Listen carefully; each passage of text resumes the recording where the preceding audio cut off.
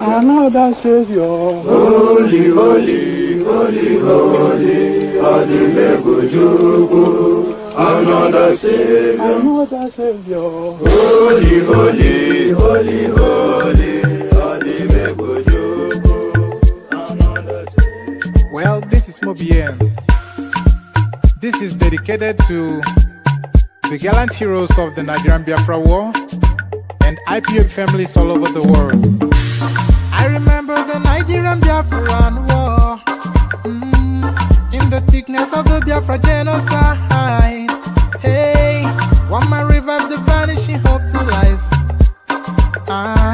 Let the great Biafran army to fight, and they were singing out, holy, holy, holy, holy, Olumewojuku is another Savior. They were singing out, holy, holy, holy, holy, Olumewojuku is another Savior.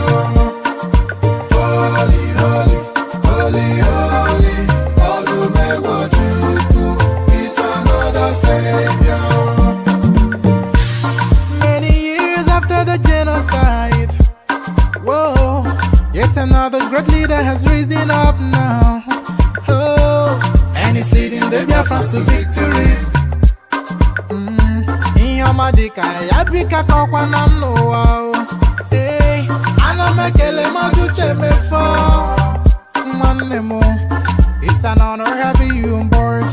When I'm singing along, holy, holy, holy, holy, Nandekano is another Savior.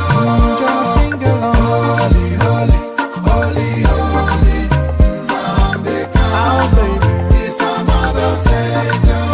When I sing along, holy, holy, holy, holy, holy, holy, holy, is another Savior. Get it moving right and get it moving faster now. Holy, holy, holy, holy, is another Savior. Holy, holy, get it moving right, moving faster, get the freedom. Is another Savior. Yeah, for freedom. Holy, holy, holy, holy, Nandekano is another Savior.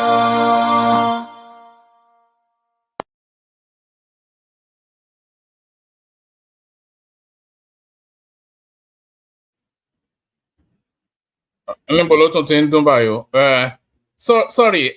Good day to you. Good to be in your company and all that. Hopefully you can hear me okay.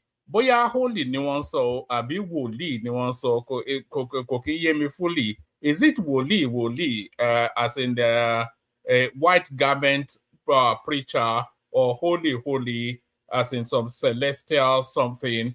Boya holy ni o, boya woli ni o. Ọlọ́run nìkan ló mọ̀. Holy or woli, however you are inclined in the direction of what's going on here.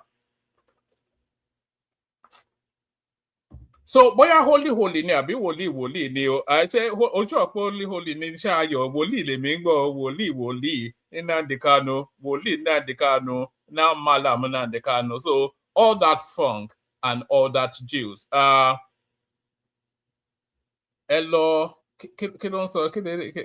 Anyway, let me not start on that talk. Let me start on this. Good day to you. Good to be your company. Good day to you. Good to be your company. And how are you? I hope you have had a gloriously wonderful day so far, cascading into yet another session. Your friendly neighborhood or your laughing man. That is me. This guy right here, the baldy. You're the baldy under the heart. You know.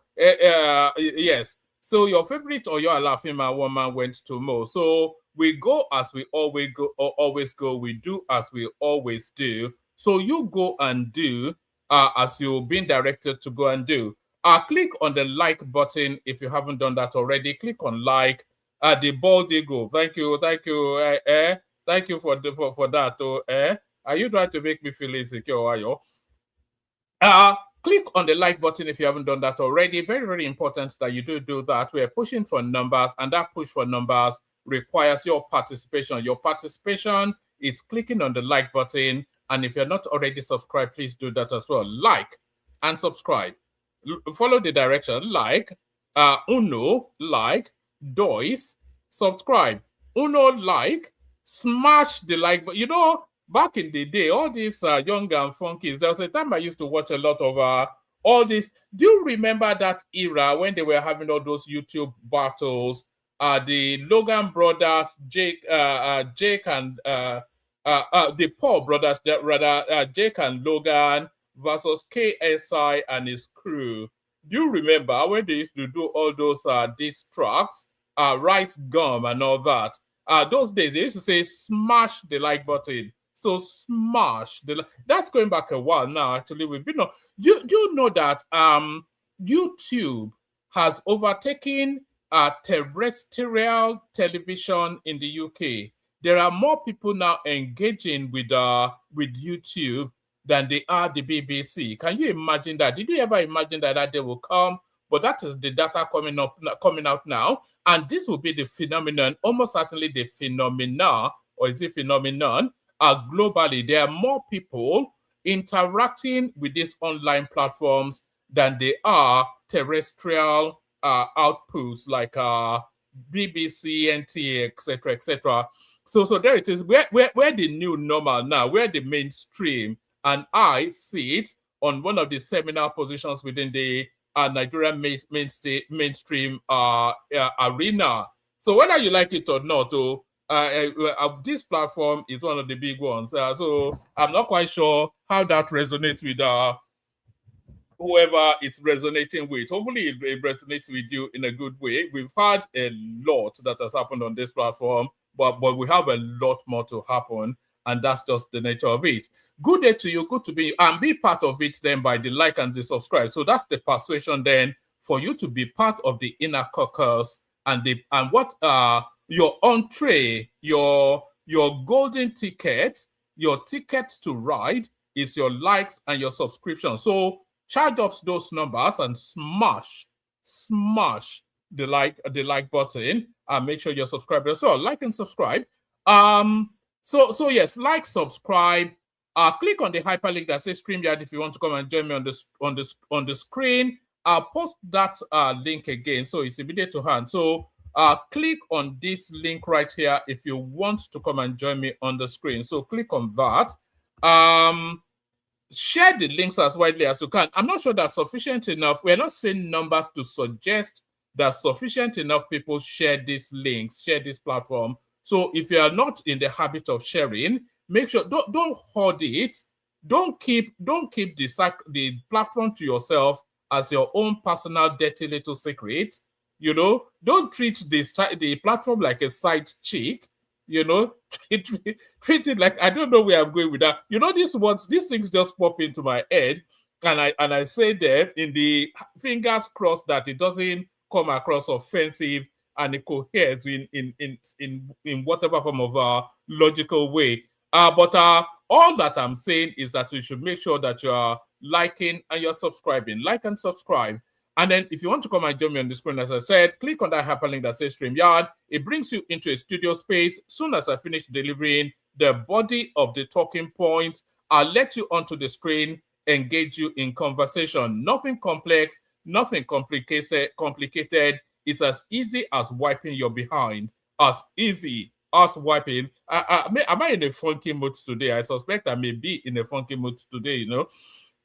It's as easy as wiping your behind. So a lot ever and forever going on within the Nigerian political space. And for all that goes on, you get the news here first, and you get the best analysis here as well. You already know the main protagonists of these platforms. Even the people that are on assignment, like Ogbeni, etc., they're still in the background. They will come forward later.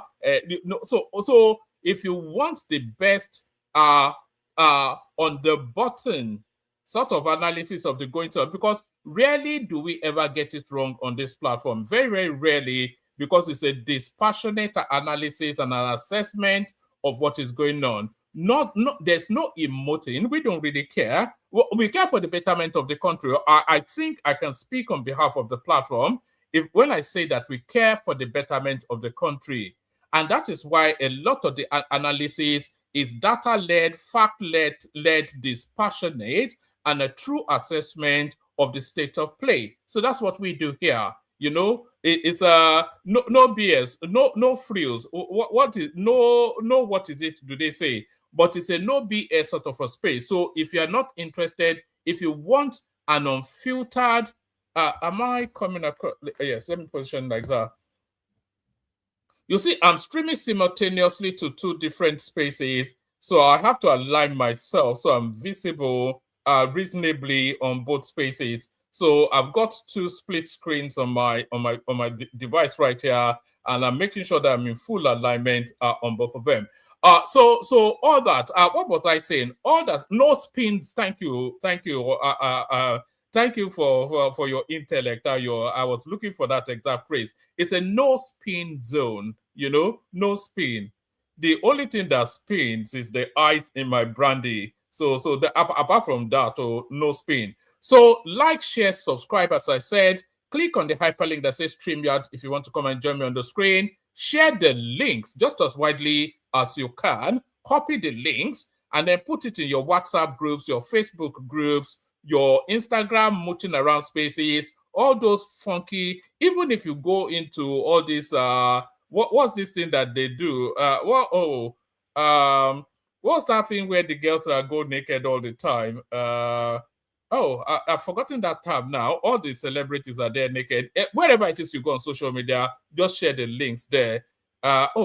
What's that tab? You must know it now. I'm gonna pretend you must know it. Not on censored platform. There's GoFundMe. It's not GoFundMe. Oh goodness me. OnlyFans, yes. Put it on your OnlyFans spaces. Well done. I wonder how you know that. You shouldn't be knowing that now. A good choir boy like you. So all those things. So we're going through a whole raft of all sorts. As ever, forever the case, we always go through a whole raft of all sorts. At the centerpiece is this East. It's not so much. Yes, it's East versus West narrative that agitate OnlyFans, Boom Boom Ray. I'm not surprised that you would know it, Boom Boom Ray, but I am surprised that Ayo does know it because Ayo doesn't cut across like that. But so the central focus of this particular stream is focusing on that eternal strife, that eternal tussle. It's East meets West, but not in a friendly handshake. That essentially the summary of the Nigerian experience. East meets West, but not in a friendly handshake. So now there's now a convergence, a meshing together of that East meets West narrative with one of the some of the sparkling personalities from the East now crossing over into a sort of a way.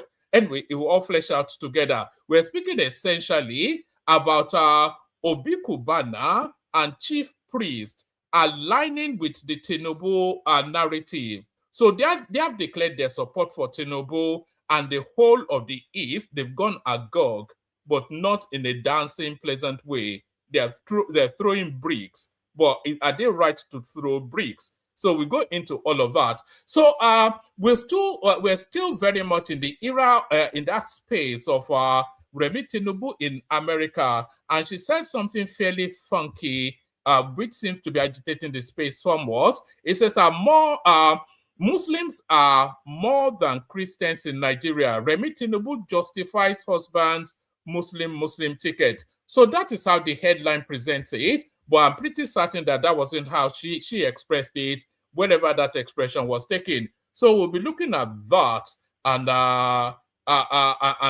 that. So we'll be looking at this one as well. We may discuss this, but certainly this is going to be the headline for tomorrow's session. So now Peter Obi has threatened now that if he's not made president, that blood will flow on the streets of Nigeria. In fact, let me show you the headline. Peter Obi has made the threat now that if they don't make him president, then blood will flow on the streets of Nigeria. Maybe we started with that one. So there it is. Yes, so that's Peter Obi right there making threats. It says, let me remove this. 2027, anyone who refuses 2027, anyone who refuses to count our votes we will count him along. This is Peter Obi. So there is no ambiguity in that headline right there. There is no mystery to it. And this is being put in quotation marks as well. You see this hyphenation there, and you see this other closing of hyphenation also there.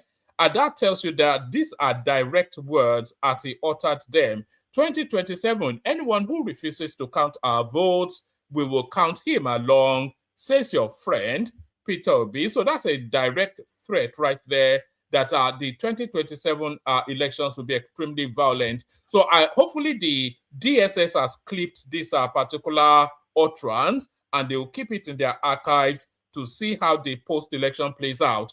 2027, anyone who refuses to count our votes, we will count him along, says Peter Obi. All right. Former governor of Anambra State and 2023 presidential candidate Peter Obi has issued a warning that electoral officials who fail to count votes in the 2027 elections will face consequences. So what are those consequences? Counting them along means only one thing. No, I don't think anybody is too, there's no ambiguity in that. Let's see. Let me take it from the top again. Actually, this time I go at speed. 2027, anyone who refuses to count our votes, we will count him along, says Peter Obi. He spoke to a crowd in Akwa Ibom State, emphasizing the importance of voter participation and electoral accountability. Former governor of Anambra State and 2023 presidential candidate Peter Obi has issued a warning that electoral officials who fail to count votes in the 2027 elections will face consequences. He spoke to a crowd in Akwa Ibom State, emphasizing the importance of voter participation and electoral accountability. In the upcoming election in 2027, anyone who refuses to count our votes, and this is where the threat comes in, we will count the person join. What is your interpretation of that? Tell me if I'm being excessive. So that is a threat of electoral violence right there. So if you've ever wondered what a dog whistle is, that's a dog whistle right there. It's inviting its followership to create anarchy and violence if the elections don't go their way. In the upcoming election in 2027, anyone who refuses to count our votes, we will count the person join. Anybody who refused to count our votes in 2027, we will count him. So there it is right there. So there it is right there. The event concluded with calls for citizens and political actors to support credible and peaceful electoral process in 2027. Obi left the People's Democratic Party, PDP, after disagreement with the, so I think they're going through his history now. Obi left the People's Democratic Party, PDP, after disagreement with the party's nomination process ahead of the 2023 presidential elections. He subsequently joined the Labour Party and contested the 2023 presidential race under its platform. His campaign drew widespread attention across Nigeria, especially amongst young voters, and was noted for its emphasis on transparency and accountability in the electoral process. Observers said Obi's experience in the 2023 elections has shaped his continued focus on electoral integrity and the proper counting of. So this is coming out of Sahara reporters. I'm not quite sure why they're backing Obi somewhat in the tone of this particular piece. Who wrote it actually? I bet you it's some Chinedu. Who wrote this? Let me see. Is the name of the author there? Where's the name of the author? Where's the name of the author? All right. His campaign drew widespread attention across Nigeria, especially among young voters, and was noted for its emphasis on transparency and accountability in the electoral process. Observers said Obi's experience in the 2023 elections has shaped his continued focus on electoral integrity and the proper counting of votes ahead of 2027. In December 2025, Obi formally joined the African Democratic Congress, ADC, signaling his continued involvement in national politics and his commitment to participating in future elections under a new party platform. So that's Peter Obi right there, issuing threats that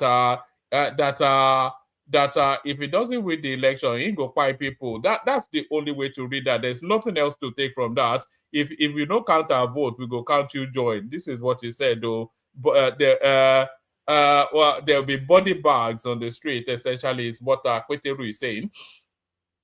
Muslims are more than Christians in Nigeria. This is Remi Tinubu justifies husband's Muslim ticket. So this is, I think these are some of the outtakes from her American tour. And I suspect that the way she inflected that statement is not in relation to this headline at all. Because this is coming out of our People's Gazette, a notoriously lying platform. They tell a lot of lies on People's Gazette. Muslims are more than Christian in Nigeria. Remi Tinubu justifies husband's Muslim ticket. I suspect this will be in America. Our First Lady Remi Tinubu, during her trip to the United States, said Muslims outnumber Christians in Nigeria as she explained and justified her husband, President Bola Tinubu's same faith ticket. Mrs. Tinubu, a pastor in the Redeemed Christian Church of God, told the Free Press that her husband's Muslim ticket was a political decision. Sorry, I'm not seeing the likes go up. Nobody is super chatting. What's all this? We want to see numbers go up now. We're not seeing let numbers go up. Subscribe, like, do all of the things you need to do. Explaining her husband's decision to contest on a Muslim ticket in the 2023 elections, which attracted much opposition from Christians in Nigeria, Mrs. Tinubu said someone from the southern part of the country cannot pick a Christian running mate but a Muslim. Let's face it, the Muslims are more than us, Mrs. Tinubu said. If a southerner wants to run for president, politics is a game of numbers. You have to pick another Muslim. You can't pick a Christian. So I think this already then answers the question if Tinubu is going to jettison Shetima, because if this is their political calculation, then it leaves no room for the jettisoning of our Shetima. So this essentially holds Shetima steady in that post. Let's face it, Muslims are more than us, Mrs. Tinubu said. If a southerner wants to run for president, politics is a game of numbers. You have to pick another Muslim. You cannot pick a Christian. The First Lady further said that in the presidential villa, she takes care of both the interest of Christians and Muslims. I am a Christian in the presidential villa. I take care of the interest of Christians, and I also take care of Muslims. That is what life should be. We have to respect everybody, irrespective of religion, Mrs. Tinubu said. Mrs. Tinubu, who attended the National Prayer Breakfast in the United States last week, said her mission to America was to make some clarifications about recent hype on social media that there was a Christian genocide. The First Lady said the Christian genocide campaign erupted just after her husband's government navigated the country out of economic turbulence characterized by soaring food prices and a declining naira. In another interview with The Hill during her visit to the United States, Mrs. Tinubu said global concerns about persecution of Christians in the country is based on propaganda. However, she called for more U.S. military. So hold on to this statement, though, because the North actually they've responded to this, and I'll show you the response of the North in a moment. But hold on to this statement. I'll read it out, and then I'll show you the response of the North. There's a Northerner that's actually come out to rail against this statement. However, she called for more U.S. military strikes targeting terrorists and bandits in the northern region of the country, describing the Christmas Day military strike ordered by President Trump as a blessing to the West African country. So hold on to that statement, because there's been a response. There's been a response to that statement. Let me see, where is it? There's a response to that statement, and I will show it to you momentarily. There's been a response to that statement, and here it is. So there's a response to that.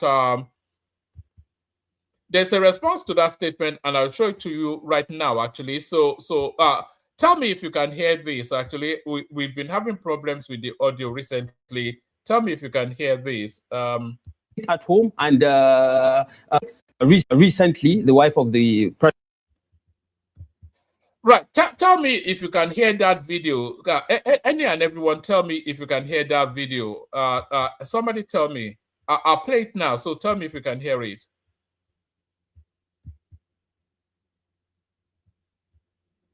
President, the first lady of the country, was in America, and she was calling for more American strikes in the northern. She specifically stated northern part of the country. She didn't call for strikes in the southeastern part of the country that are suffering from the IPOP and sit at home and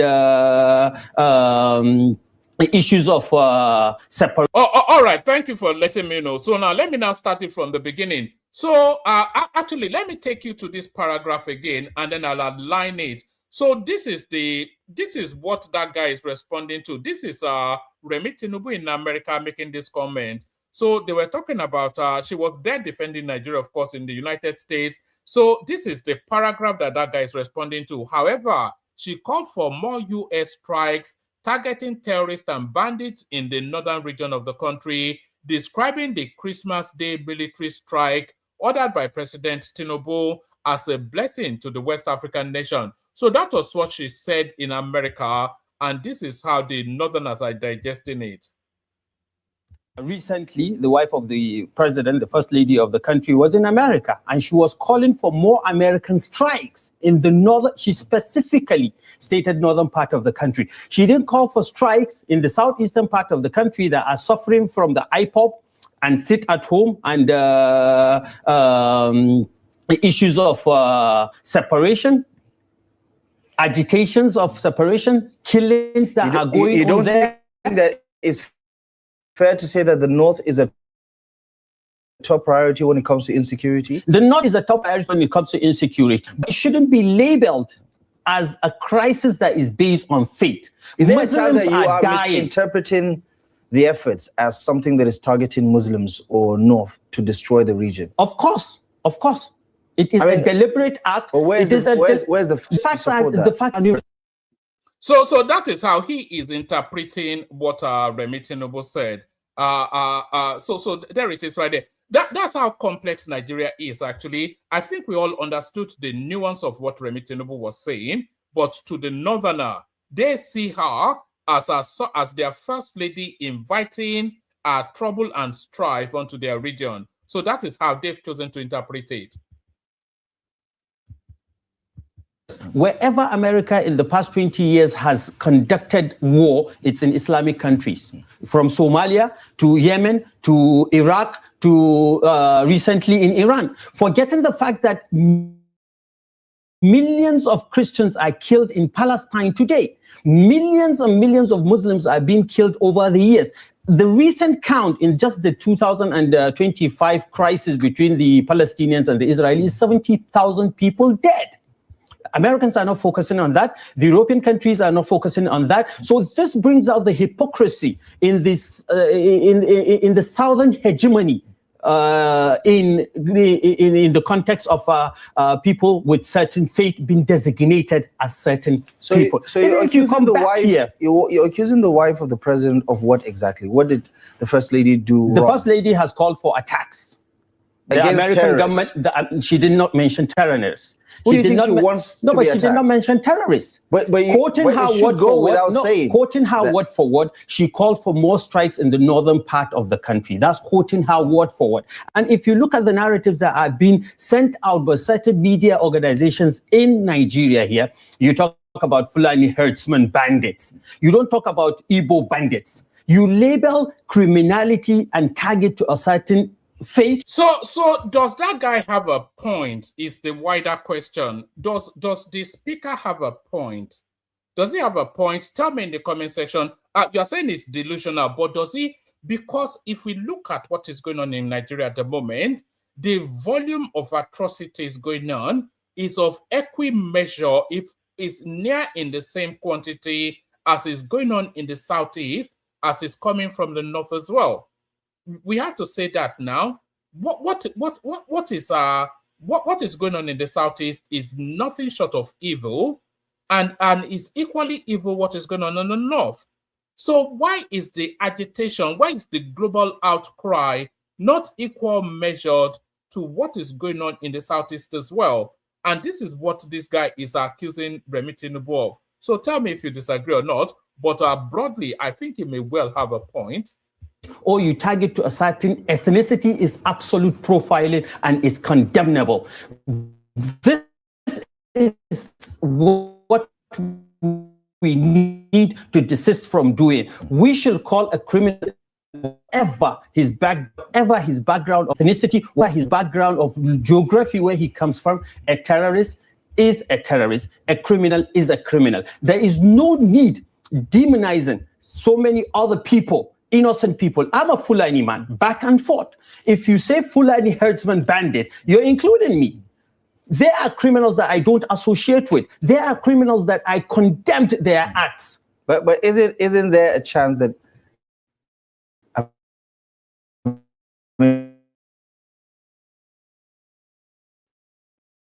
in the possibility that all the things you're saying could be a majority from the Fulani extraction? And there's nothing wrong with that. But if the bandits are from the Fulani extraction, then are you calling every Fulani man a bandit? Yeah, but that is the point that has not been made. All right, let me ask you another question. The majority of the people in ESN and IPOB are Igbos. We up till now have the tag of unknown gunmen. Why is it that we don't have the tag Igbo gunmen? I'm asking you that same question. I suppose you have to talk to the people who are using unknown gunmen. No. I'm asking you the same question because you asked me the same question, that the majority of the herdsmen, the bandits, are Fulanis. And what is wrong with associating the Fulani? I'm saying it's a fact that some of them are Fulani. It's also a fact that 100% of members of ESN and IPOB that are perpetrating the criminality in southeastern part of Nigeria are Igbo people. Why don't we label them as Igbo gunmen? Why don't we label them as Igbo? Why is the equalization important in your view? Why is the equalization The equalization is important in the sense that you will be able to understand the hypocrisy that is clouded in the narratives that is being sent to the outside world. Fortunately and unfortunately for the northern part of the country, it lacks the mouthpiece to express itself. Most of the media outlets that are dishing out news and news agendas for Nigeria, for Nigerians, to the outside world, are people that hardly even understand the northern.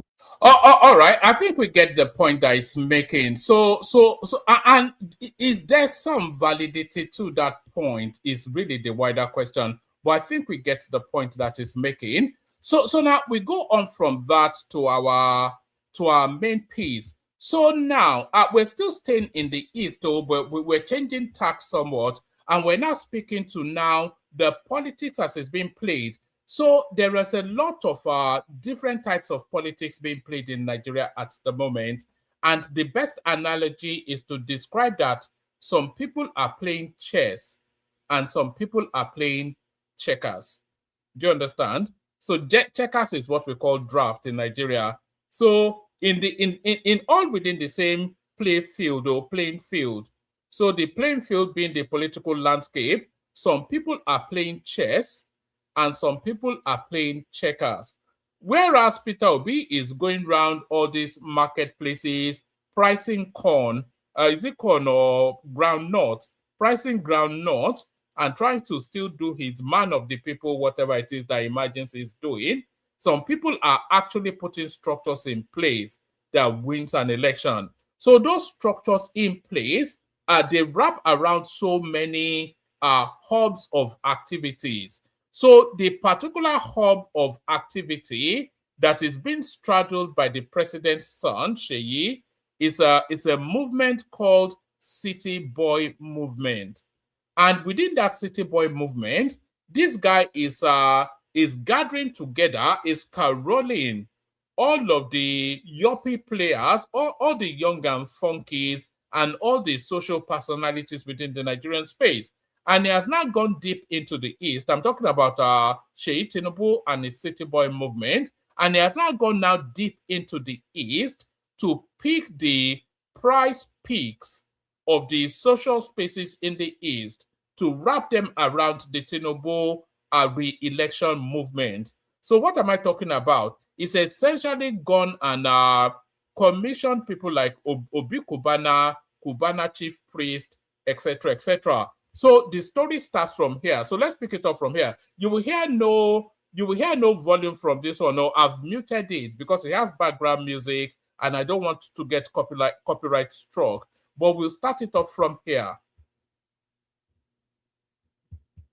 So unmistakably, very recognizable right there. So that's Seyi Tinubu, of course, shaking hands. The person that is shaking hands with is Obi Cubana. I think is this one the one they call Obi Cubana, and you can see that it started off, and then suddenly Obi Cubana is wearing a hat, and that is the city boy hat cap that Seyi Tinubu is using to propel his campaign. So here is Seyi Tinubu right here recruiting the golden fleeces from the eastern region. So there he is right there. And that's Cubana, chief priest, and all of that. So he's collected his dollars and he's now putting on the Tinubu re-election hat. So the story begins from there. So now let's now fast it forward to get a narration of what is going on. So we pick it up from here. Movement gains momentum as Cubana chief priest unveils 2026 buses. Hello everyone and welcome back to my channel. First, so you can see right there, this is Cubana chief priest. You can see the unmistakable logo right there. That's City Boy. This is not anywhere in Lagos, so this is not anywhere in Ogun State. This is somewhere in the East. So the City Boy campaign, the Tinubu campaign, being in this instance propelled by Cubana chief priest. what is the City Boy movement all about? The City Boy movement is a youth-oriented support group backing President Bola Tinubu's administration and his agenda for the 2027 election. It promotes youth engagement, civic participation, and broad political involvement beyond traditional activism. A lot of money is changing hands in Nigeria. If you have any influence, you should really be in Nigeria now. A lot of money. How much do you think it would take to move somebody like Obi Cubana or Cubana chief priest or E-Money or all of these sort of characters? How much money? We're talking about in the tens of millions of dollars to move this sort of elements, but they have been moved. Pastor Okechukwu, popularly known as Cubana Chief Priest, has been appointed as the Imo State Director of the City Boy Movement, part of its leadership structure, helping organize support ahead of 2027. He has been actively promoting the group activities and defending his involvement despite political criticism. Cubana Chief Priest and other influential figures like Obi Cubana helped donate brand new buses to City Boy Movement. These buses. So there it is right there. That's a good place to spot it. I don't know quite. This one is either this is either Obi Cubana or Cubana chief priest. I can never really distinguish between the two, but they all stand for the same thing. And there he is right there, as blue in the blood, the Southeasterner, as blue and red-blooded Southeasterner can be. So the expectation would have been that they all coalesce behind the Peter Obi narrative in an ethnic push. But these guys, they function in the realms of business and reality. And in both realms, in the realms of business and in the realms of reality, it tells them already what the future politics holds. So they hop onto the moving train already of the Tinubu push, because their calculation is that Tinubu gets reelected and they want to be able to say that they contributed to that. And the contribution, you can see it right there. There is a vehicles purchased by this guy with unmistakable Tinubu image. That's the APC flag right there. And City Boy pasted all over those vehicles. But where are those vehicles? Deep in the Southeast. These are being presented as tools to support outreach and mobilization for Tinubu's re-election efforts.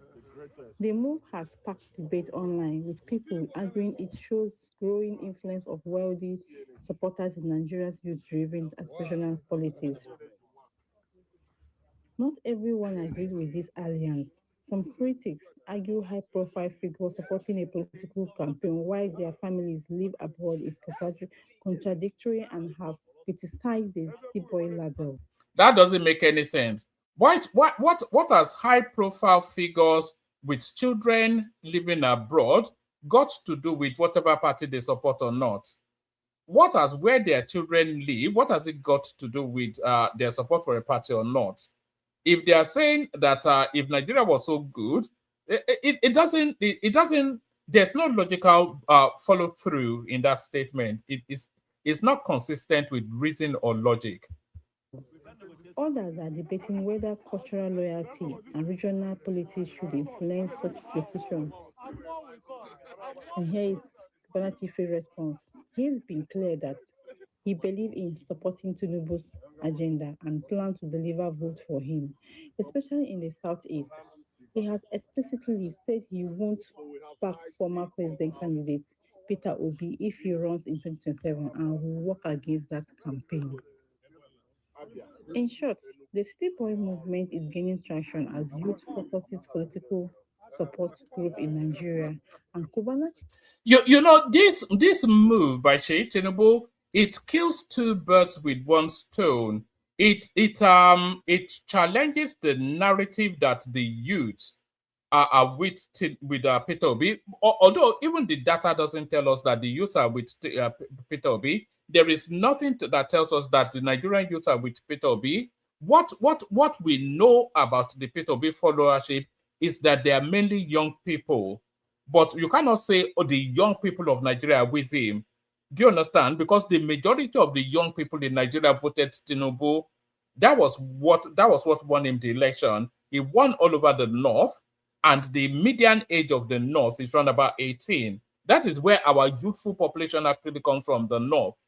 So you can't say the Nigerian youths are with Peter Obi. No, you can say Peter Obi's followership are youths, but Nigerian youths are not with Peter Obi. But even that Peter Obi space where he occupies, especially the southeastern youth, that's being challenged now by Seyi Tinubu and this move that is making.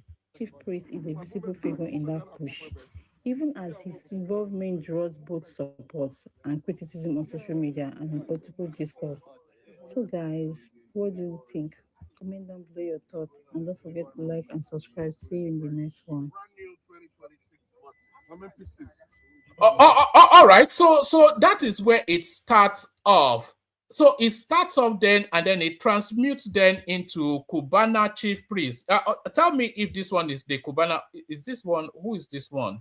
I could never tell them apart. Yes, this is Cubana chief priest. So that is where it started, and then it transmutes then into Cubana chief priest launching an all-out campaign for Tinubu, mounting the storms, and are recruiting people for the Tinubu City Boy movements. Let me bring this to the beginning. Let me tell you something. This City Boy movement is all about empowerment. Well, I know me now. I don't think go we are coming to know. I cannot lose you people. If I can't put you on that song for nothing, God forbid. Anything when they will make us next week we will find, we will turn our back.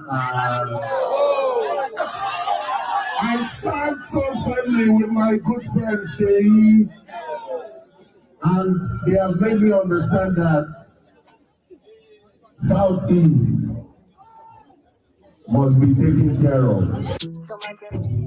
One way.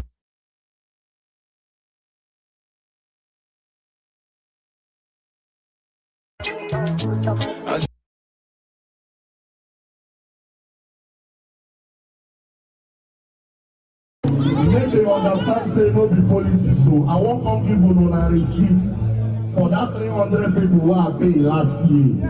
And when I come,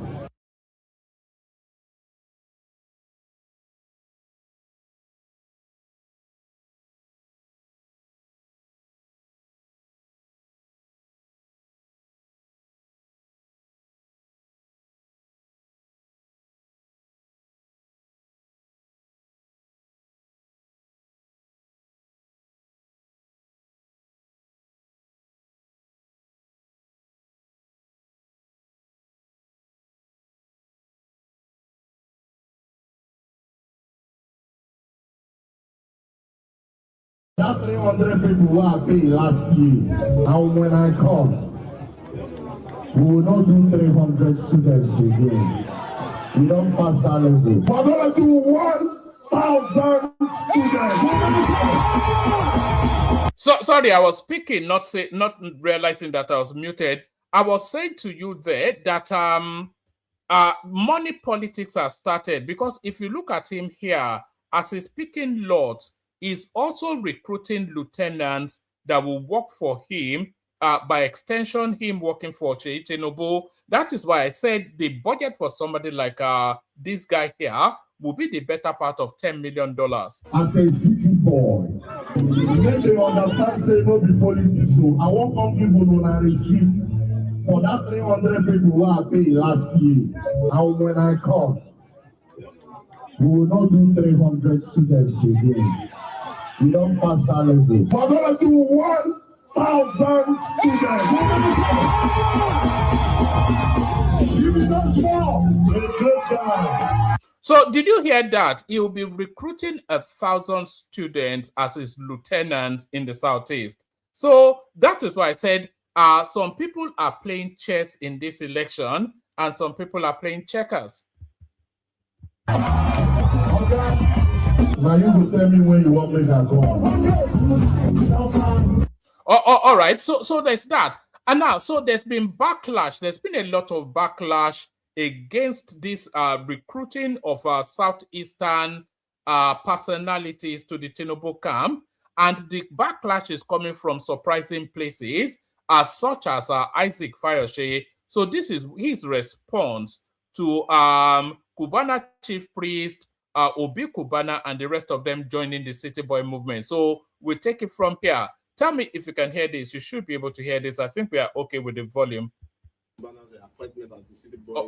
right. I think we're okay with the audio, I should say. Let me see. Okay, let's hear. The City Boy ambassador, what's your take on it? Yes, last night, I think the Igbos are angry with me. I'm so sorry. My children are Igbo. I went to Anambra for my wine carrying. I'm born polygamist. I have 2 wives, white and black. And I'm blessed the black one is from Igbo, Anambra, Ajali, Orumba, North, local government. So I'm partly Igbo. But Igbos are the most greedy Nigerians you can ever meet. We have activists in Nigeria. We have a guy called Sunday Igboho. Igboho He's back home now. They want to give him 2,000. Yes. Bandits, Fulani herdsmen, chancing us from the north. There's still one man called Sheikh Gumi. He still say, no, they need money, leave them. It's because no education. We have another guy called Kanu Unamdi. Where is he? He's in Sokoto. And your brothers, Obi Cubana, are wearing a mandate that they cannot use a political power to negotiate and bring their brother out. I didn't say we should fight, but we are a corridor of power. You give me this, I wear your car, you release my brothers. You see, and I don't know their source of wealth. You can trace my own wealth. I'm a billionaire. I'm worth 11 million pounds. You can chase it. I can tell you step to step. So, Cubana chief priest, I don't know how a barman had it. I really hate this the logic or lack thereof of what this Isaac Fayose is saying. I've heard a lot of people say it as well, that instead of these guys to be agitating for the release of Nnamdi Kanu, they are joining Seyi Tinubu in a City Boy movement. So that's just stupid. That's just stupid. Obi Cubana is not a relative of Nnamdi Kanu now. He has not declared himself an IPOB. Cubana chief priest is not a member. Why did Dele Farotimi, why was he supporting Peter Obi without demanding the release of Sunday Igboho? There's no logic or consistency.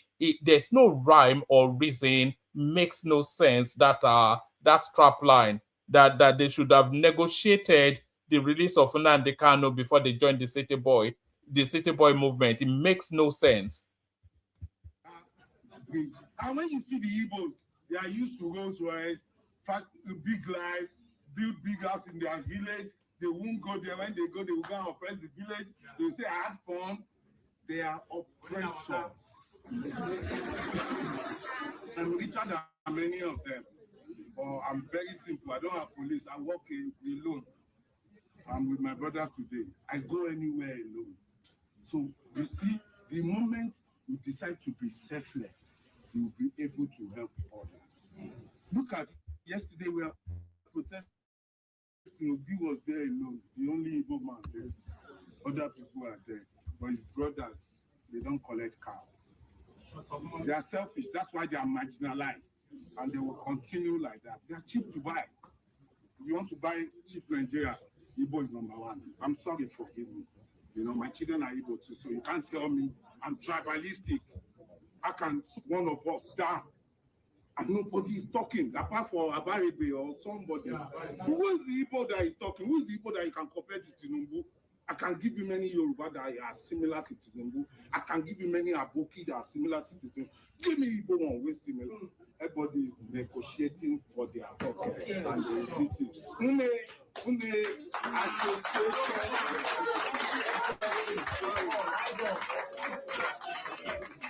Wonderful. Honestly, I never knew. All right, so that's the backlash that those boys joining the city boy movement. That's the backlash that they're getting. But not everybody bites into that backlash. Let me bring you a different perspective, still from the East. The Easterners now, they're getting into the pragmatism of this, of what's going on. And this is what a senior from the Southeast has to say about those boys joining the city boy movement. The people calling out, the people calling out Obi Cubana and Zenko and all these guys, their parents were rooting for Abacha in the 90s. We forget so easily. We've forgotten about youth earnestly asked for Abacha. If you were here in the 90s, you would know that that's how politics works. You must have support groups from all parts of the country. Our people must stop vilifying people for making a choice about their political stance. A lot of people I know want to join the city boy movement. And what is wrong with it? What is wrong with supporting a sitting president? What is wrong with some people from Southeast rooting to be connected to the center? What has Igbo and Southeast gained by isolating themselves? The people calling out Obi Cubana and Zen. All right. So what that guy is saying there, it actually resonates with some of our experiences on this platform as well. Southeasterners that don't, Zita being a good example, because she doesn't surrender to some parochial tribal narrative. Every other Southeasterner that comes on the platform, they come here to attack her, you know, because she's not hopping on some going to the middle of nowhere tribal narrative. So what that guy said is exactly the case. So let me play you one more clip to that Cubana chief priest etc. narrative, and then we go on to something else. Let me play you one last clip on that space. I'll play you this one. This is the perspective being debated on the TVC, Tinubu'S platform. Sexualized. There's no other female lawmaker that has whistle blown the way that Senator Natasha has and made serious allegations against a very powerful man. That is what sets her apart from the other women. I'm just giving you some context. Thank you so much. Yeah, sorry, before you go, talking about whistle blowing, I just told you about the whistles that were blown, and they were blown falsely. Thank you so much for your input, Ibrahim. Moving on into the world of social media, businessman and socialite Cubana chief priest and Isaac Fayose, the brother of the former Ekiti state governor, Ayodele Fayose, are now locked in a very public online feud. Now, this clash started after Fayose posted a video making some controversial remarks suggesting that some tribal groups are easy to buy with money and power. And these comments immediately sparked a lot of backlash online. Someone who stepped into the conversation was Cubana chief priest. He fired back and he defended his open association with the City Boy Movement, which is a political support group that's aligned with President Bola Tinubu's political base and his renewed hope messaging. Cubana chief priest argued that his support is business-driven, saying that as an employer of labor, he has to align with policies and leadership that protect his businesses and his staff. Cubana chief priest also challenged Isaac Fayoshe to a public business debate, questioning the source of his wealth and referencing his brother's years of political office, asking Isaac Fayoshe, what do you have to show for it? Well, Isaac Fayoshe has since responded, dismissing the celebrity businessman and questioning the legitimacy of Cubana chief priest's wealth. Here is part of that response. Cubana chief priest, what's your problem? Yeah, we are not on the same league. No, you can't compare day and night. You are a little boy. You just get money overnight, your head won't scatter. They compare with your son. Say, my son, my wife, by the time we had it, okay, go and rest. Let's have a look at what you had to say about this on social media. Now, these might not be politicians, but they are very vocal voices in today's cultural climate. King Dave says, the difference between an owner and a guest is that the owner doesn't need to post the president on Instagram to feel powerful. Isaac Fayoshe is right. The desperation to show proximity to Aso Rock is exactly what little boy energy looks like. Stick to my tweets. King Banksy says, Isaac Fayoshe spoke pure truth. There are levels in life, and Cubana chief priest is nowhere near it. Loud lifestyle is not success. Clout is not class. Real power doesn't beg for attention. Day and night can never be compared. And King Dave also says, Isaac Fayoshe is playing a dangerous game of pedigree politics, and he's winning the optics war by reminding the public that he was hosting today's socialite mentors in his clubs decades ago. He's effectively calling Cubana chief priest a flash in the pan, bragging about your closeness to the president when talking to someone whose brother sat on the Council of State twice. It's peak guest behavior. It's the difference between having a seat at the table and just being allowed to take a selfie with the food.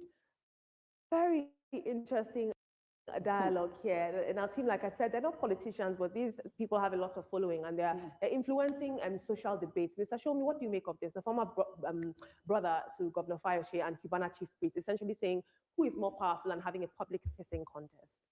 Isn't it interesting how the crossover between social media and mainstream media has now is meshed into one now? You know, so before they used to somewhat try to ignore the social media space. Now it's the mainstay that's keeping them relevant. I think it's the controversy is absolutely unnecessary. In the first instance, I would have felt more comfortable with Isaac Fayoshe's comment if he had not made reference to some Igbo people, you know, they can be bought with money, easy to buy with money and stuff like that. You don't, you know, look at people from an ethnic prism. Why not look at them as human beings, whether you're a businessman or not?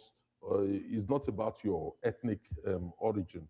So, and on the part of Cubana, I don't think there's any reason to respond to Isaac Fayoshe to start with. You are a known businessman. Everyone knows you are we know what you do currently. And at the end of the day, what's the point in engaging them?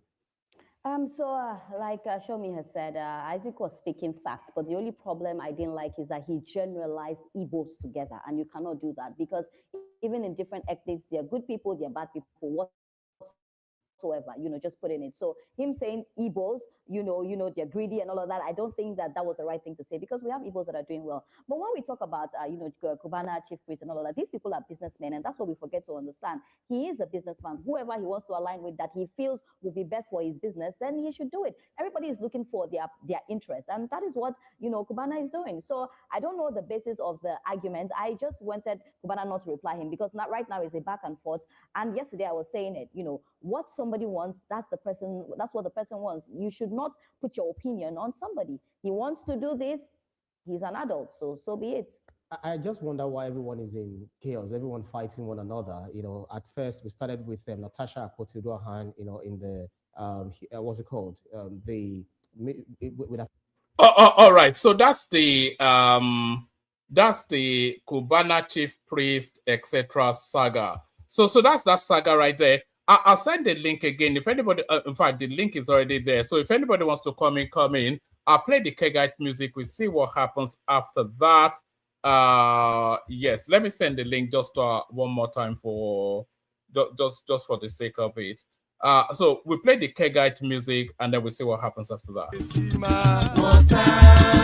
Only water, only water, where they see ma. Water, only water, where they see ma.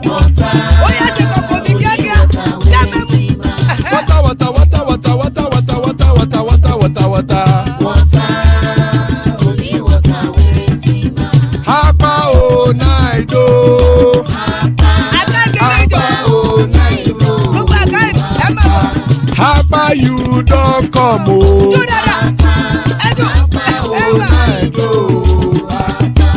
Hapa o naido.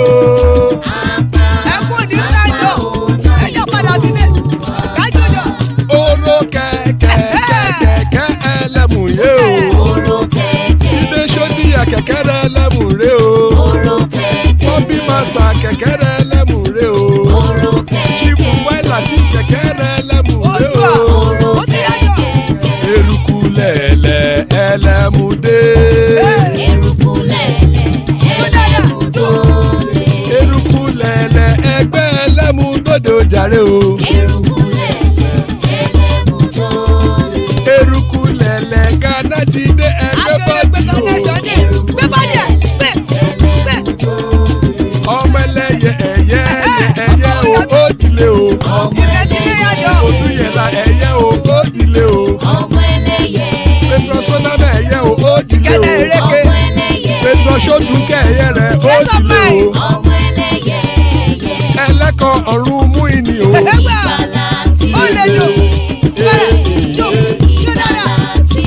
Àkùkọ ọ̀run méjìkọ.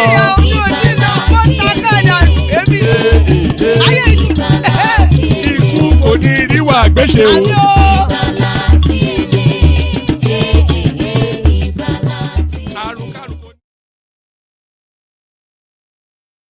And there it is right there. Ikuko Niru Agbeshemi, death have nothing to do with us. Can people please like and subscribe? We are not seeing numbers going up. We need numbers going up. We need the subscription numbers going up. So if you are not already subscribed, if you have no reason not to be subscribed, then you have every reason to be subscribed. So reach for that device, either your laptop, wherever it is you are joining us from, make that effort and be subscribed. Push our numbers up. Let the subscription go up sharply, suddenly. Every single person listening to us now should be subscribed. So if you're not subscribed, then please subscribe. As you're joined by Baba, as we are joined by Baba and CW. So Baba and CW, so plenty of spaces still. Anybody that wants to hop on. Thank you for joining us, both of you. I'm not quite sure if CW is a lady or a gentleman, but thank you for joining us, nevertheless, both of you. So it's only three of us. So let's start the conversation, kick it off. Let's start it off actually with Baba. So Baba, our floor is yours. So what are you making of this saga? It's been going on under the underbelly. I've been seeing it here and there, but I thought we'll bring it forward today. They have every right to associate politically as they choose, but apparently not. What are you making of this? Are we describing it as a drama, a saga? Yes, woman. Thank you. This CW, is he new on the platform?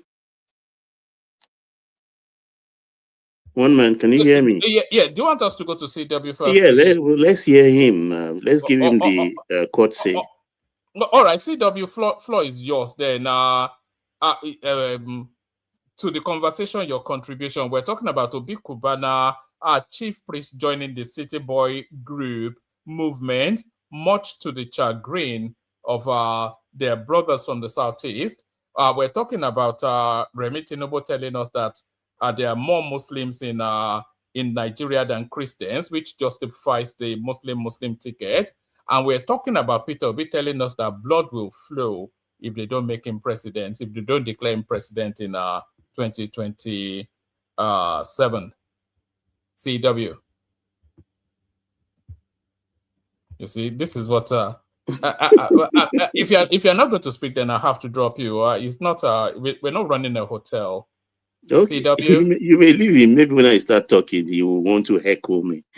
They always find their voice when they are angry.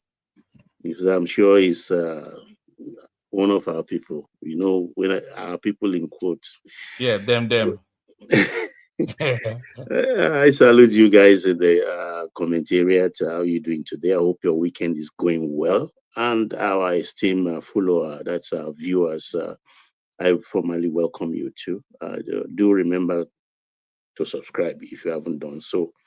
And whilst at it, click the like button, most importantly. So welcome to the One Man platform.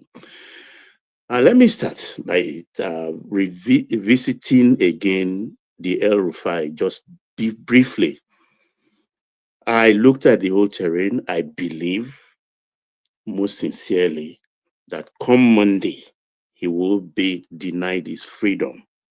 That's what I believe. I'll be so disappointed if that didn't happen. So when they detain him, if it's true court process, better let the courts determine which prison they will go and detain him. It shouldn't be any prison in the north. It should be taken, El Rufai should be taken to any of the southeastern prison,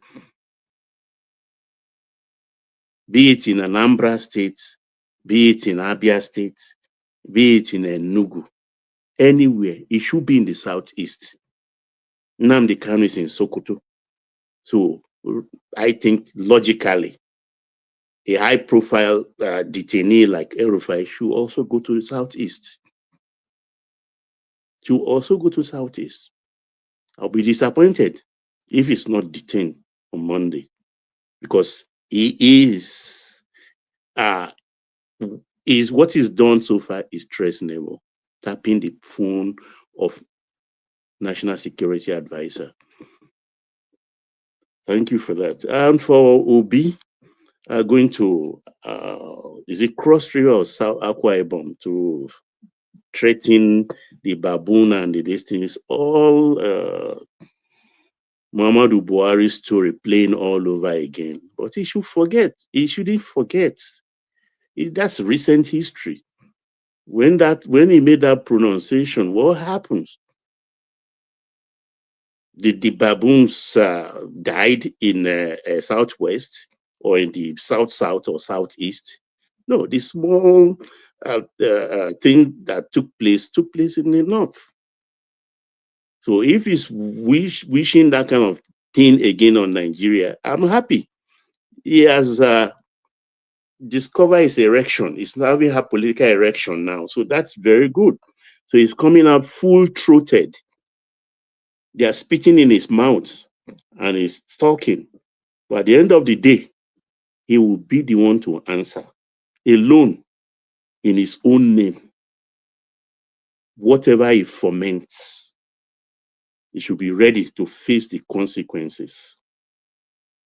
He should be ready to face his consequences, because pronunciation that causes fear, panic, and pain in a country has consequence. Nobody is bigger than Nigeria. As far as we still remain one, we have laws, it must be followed in total. So coming to this Obi Cubana, Obi Chief Priest, Zenko, and all the rest, I'm happy this is playing out. Really, truly happy. It's showing that some people have intolerance for other people's view.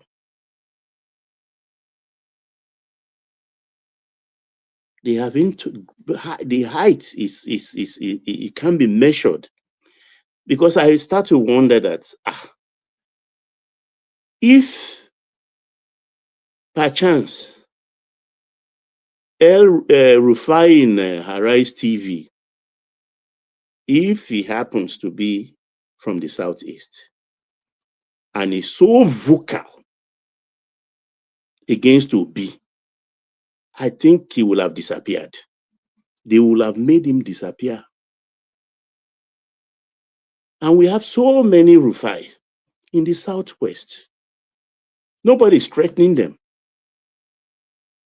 People just leave them to their devices. People are tired of them. Say, oh, we know him for what he is. Let him continue to cry. let him continue to will.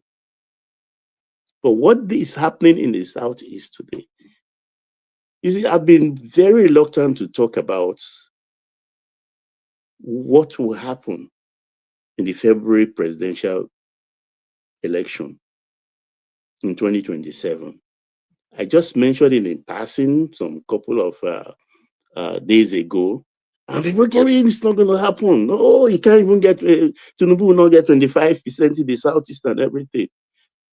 Look, what you see is a tip of the iceberg. It's not just these three people. There are several others of them amongst them that will be sent into the heartlands of the Southeast. When they are boys. When they came to the Southwest in their flip-flop, in their short pants and t-shirts and nylon bag in their hands, they had nothing. They made good in the Southwest. So whether and invariably today, in the lexicon, even of the Southeast, they are success story. They celebrate them. So when they go back home to the nooks and cranny, to the heartlands of the East, they will welcome them. Like you can see the crowd. Even their so-called Obi cannot muster that crowd of youths in the Southeast, even though they will be boasting, yeah, no, Obi. We've seen Obi walk the street of Onitsha or the roads of Onitsha. He doesn't control that kind of crowd, except in major events, because when Obi, Peter IPOB Obi declared for ADC, he declared in a hall.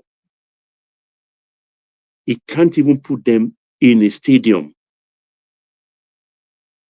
I expected that declaration to be in a stadium. That's the only thing that can drive fear into Ashwaju. But he did it in a hall. I was so disappointed that also with all this erection he's having, these are the people he can command. So it's a nonsense that these young men will be well funded. Politics is about money. Anyway, if you don't have money, don't go into politics. There are things I can't just say openly or anything, but they are well funded.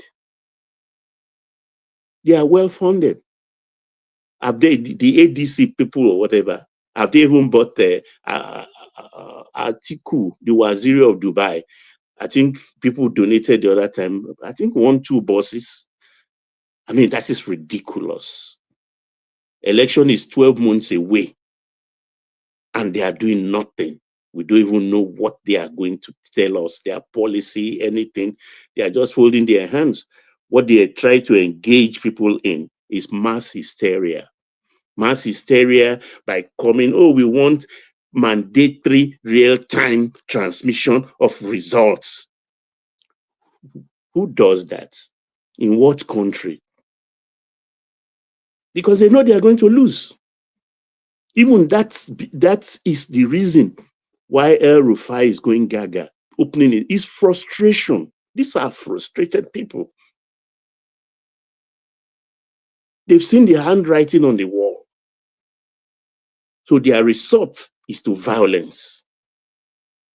And I wonder, when this man beat them in 2023, because they tore themselves apart, he had no backing of anybody.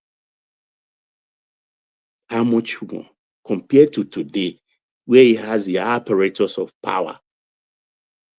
Àti tí òjé bọ́ bá ló ṣàlọ́wọ́, ó kú bàbá ńlá bàbá ẹni tó máa gé, tó máa bọ́ lọ́wọ́ ẹ̀. Ikú nìkan ló máa gbaṣọ́ lára ewúrẹ́. It's not going anywhere. It's 8 years, 8 years. Who wants to die? Let him die. Because I heard the one who says Remi Tinubu went to this thing to say, oh, they should continue to bomb the north. She didn't say that. She didn't say they should bomb the north. Why not bomb Southeast too? The aspiration is different. They want Biafra. What did not want, I don't know. Maybe someone can educate me to tell me what he wants, other than destroying their territory and killing their people and reveling in it. How can they kill their people and be happy? None of them is talking. He claimed he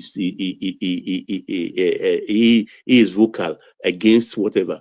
We've not had anything from anybody of note. Their most prominent icon, the Sultan of Sokoto, when did he come out to condemn all the killings in the north? When? The Southeast killing is talking about, has IPOP come to South to kill people? Has IPOP come to Southwest to kill people? They restricted all their agitations to their area. So why is he comparing IPOP with what is going on in the north?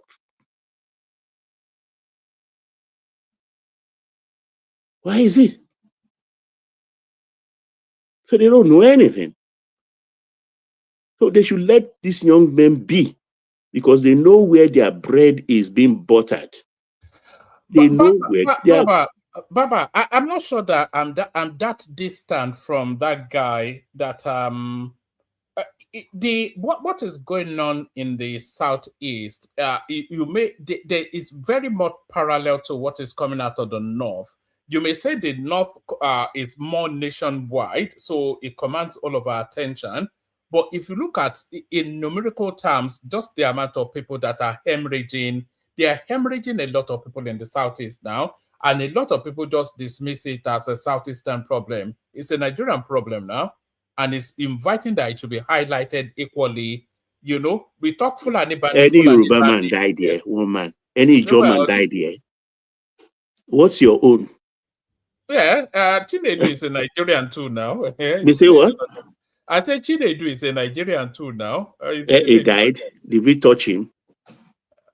The unknown gunmen. You don't think they should get equal attention as the Fulani bandits?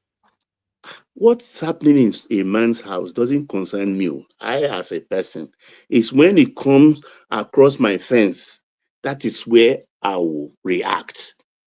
If you ask the average Southeasterner, they will tell you nothing is happening there. I admit immediately, oh, thank God nothing is happening. I'll turn my back, go to sleep in my own space. So if they say nothing, as far as they've not encroached, they've not killed an Ijaw man, Urobo man, or a Chekiri man, or a Soko man. They've not killed an Edo person. They've not killed a Yoruba person. So all we are hearing is stories, as far as I'm concerned. They've not crossed their boundary. It's within their own space. But somebody will come and join hands with their brothers from this hell Sahel and coming down south. For what? To do what? So the blood of their people is not sufficient for them. They want to drink that of the Southerners. And they are not saying anything. Are they? They are not saying anything. Because I expect the Sultan of Sokoto to be at the vanguard of the protestation going on with the killings in the north. If he wants to have an audience with the US ambassador today, they will grant him an audience to go state the case of his people. But they are grumbling and perpetuating evil upon the nation state called Nigeria, threatening brimstone. They want somebody out. Because Buhari, for that 8 years, allowed this nonsense to fester, giving money, state money to Miyetti Allah. Thank God Miyetti Allah has come to the focus of this of the American authorities.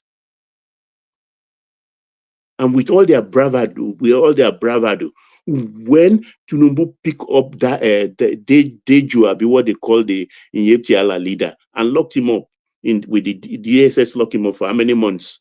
What did they do? What did they do? But Dejo, is he out of custody now? I thought he he's was out still of with custody. He has been released. What did they do? You see, all this mouth is just tiring. So I want action from their side. It will be fire for fire.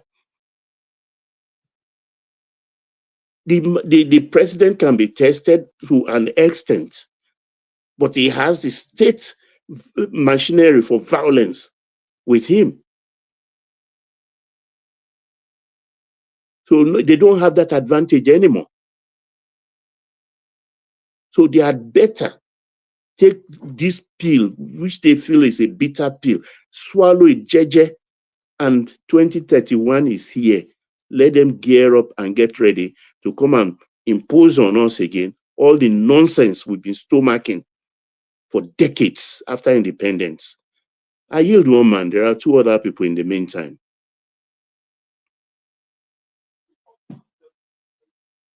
World Peace, are you there? Zita, are you there?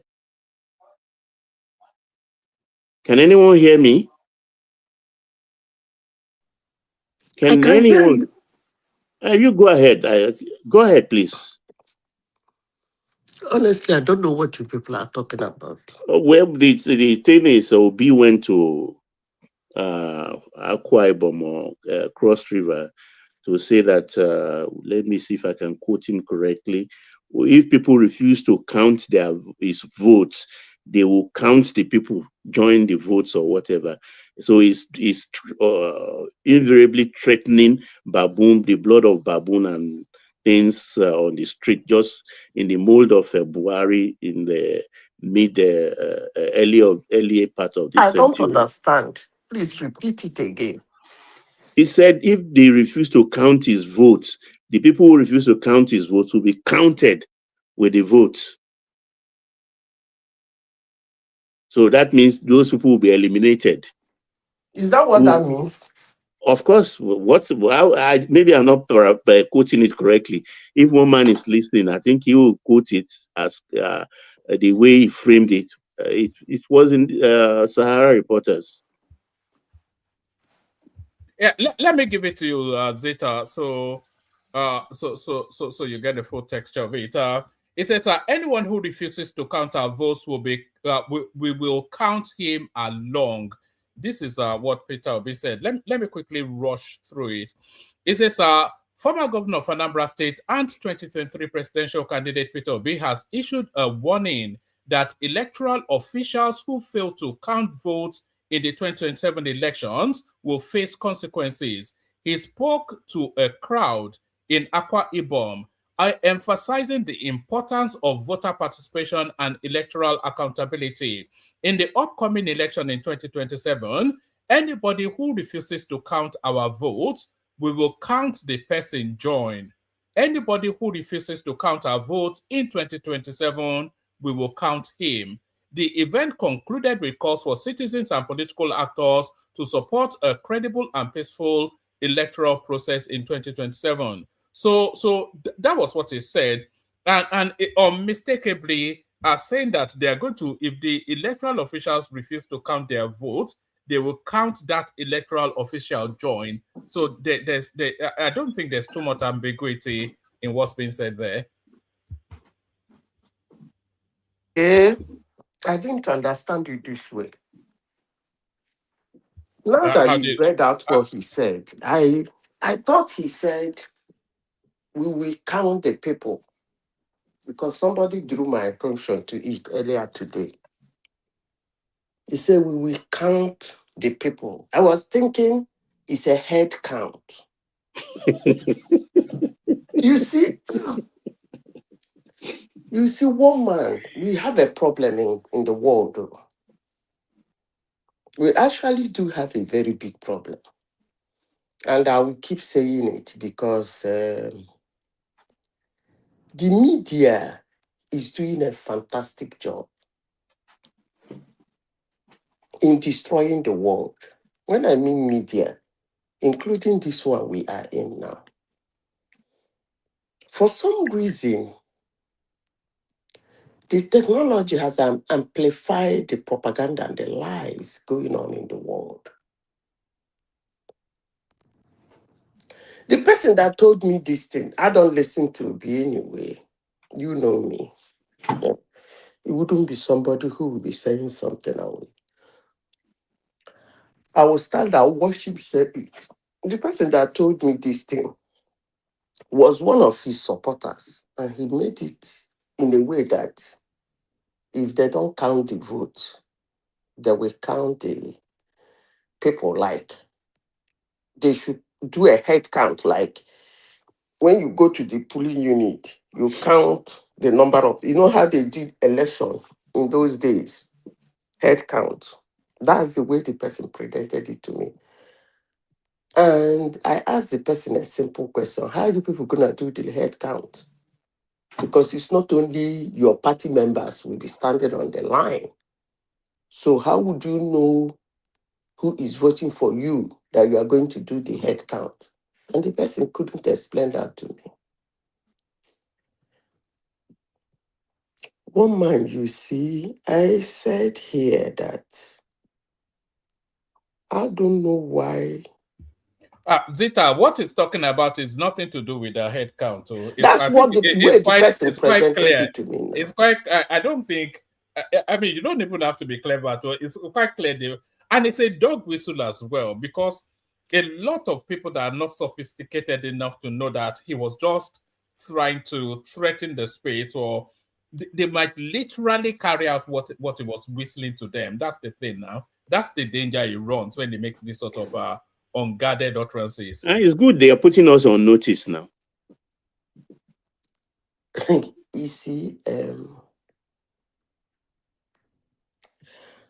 woman, a lot is going on in Nigeria. A lot. You know, people do things and walk away from it.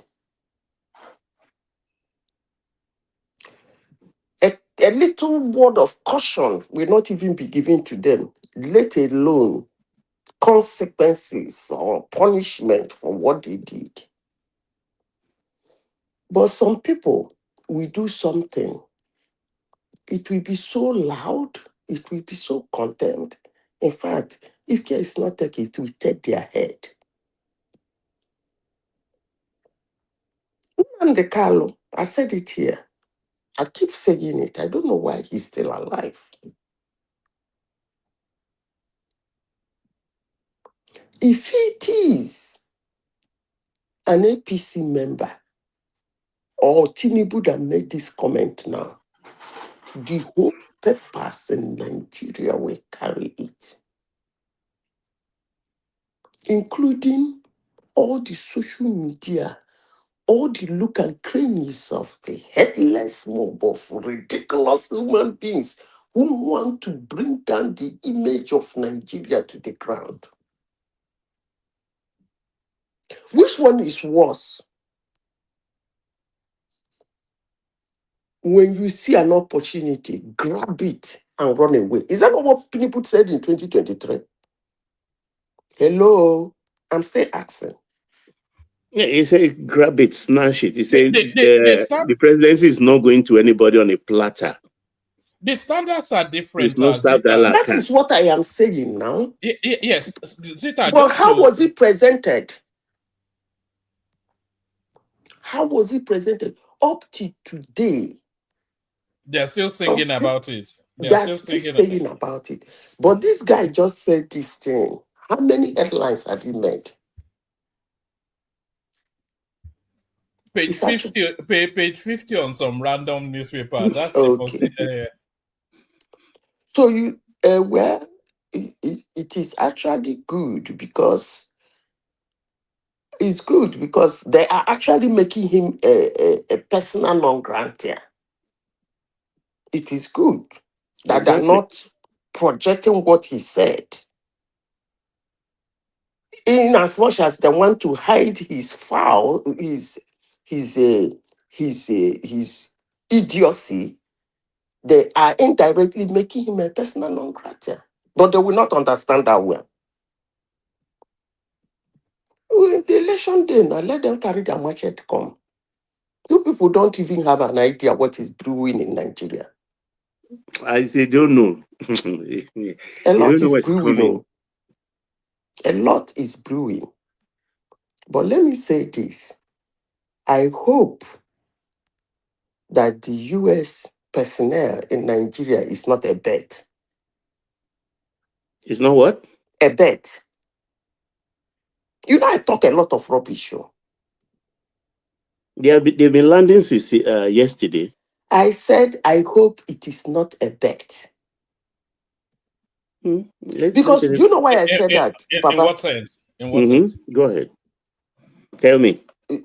You want to know, you are asking me what I mean by a bet. Eh? For the benefit of our people listening. No. A bet. You buy one of those Oyibo. Hi. All hell will be let loose in Nigeria, trust me. Put fire in there after the hell, not just hell. Hell fire. You see? It's like a bone you hang on the neck of a dog. He must not eat it. One man, a lot of bullshit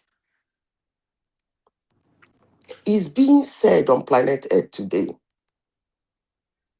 through the media. And the unfortunate aspect of it is that some people are listening. And when they listen, they come out. They run with it. Today, if you open the YouTube, some of the people saying those things actually are AI image of those people. And they've perfected it. How many people in the world know that it's AI? And do you know why they're doing it? Because there is no law on AI yet. They use people's AI image, put in their YouTube channel, and tell you, listen to what he said. And they will show you the video of the person saying that thing. And people will believe it. You see, one man, why did I say it's a bet?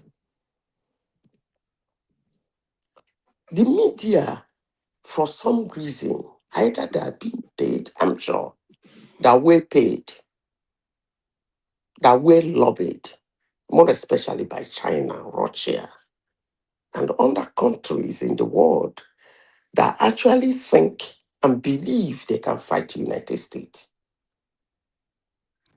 They can fight them physically, obviously. Economically, very hard. But with the help of media, what they do is to diminish the sophistication of the United States in every angle, in every way, in economy, in the military, in everything. They use the media to demean them. But the only thing I tell anybody is to your detriment, if you listen. You see, I was sitting down here yesterday and I had a news flash. The president of the United States mentioned Nigeria once. And all of a sudden, Nigeria is making headlines every nook and cranny in the world. Local news in the world, in most ridiculous places, Nigeria has not been mentioned before. Flag Nigerian news. It was Bogu. What is it called? Bogu, right? Yeah, Bogu. Bogu.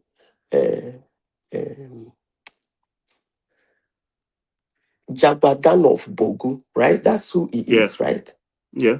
There was an attack on Bogu Bogu is in yesterday. Niger State. Bogu is in Niger State. There was an attack in Bogu yesterday. Yeah. One man was saying it's every week. I say it's every three days now. If you see the way they were showing it, it's not an AI image. People actually in Nigeria are making those videos and selling it to the media. If you see how people were running for their life, I ask myself a simple question: is this my country? It's sad. Very, very sad. You know, Zita, what I still don't get is the objective of this whole exercise, because there's a great expense to what these bandits are It's doing. the same question I asked when I was saying that. Can anybody make it make sense to me? What are they looking to achieve? Okay.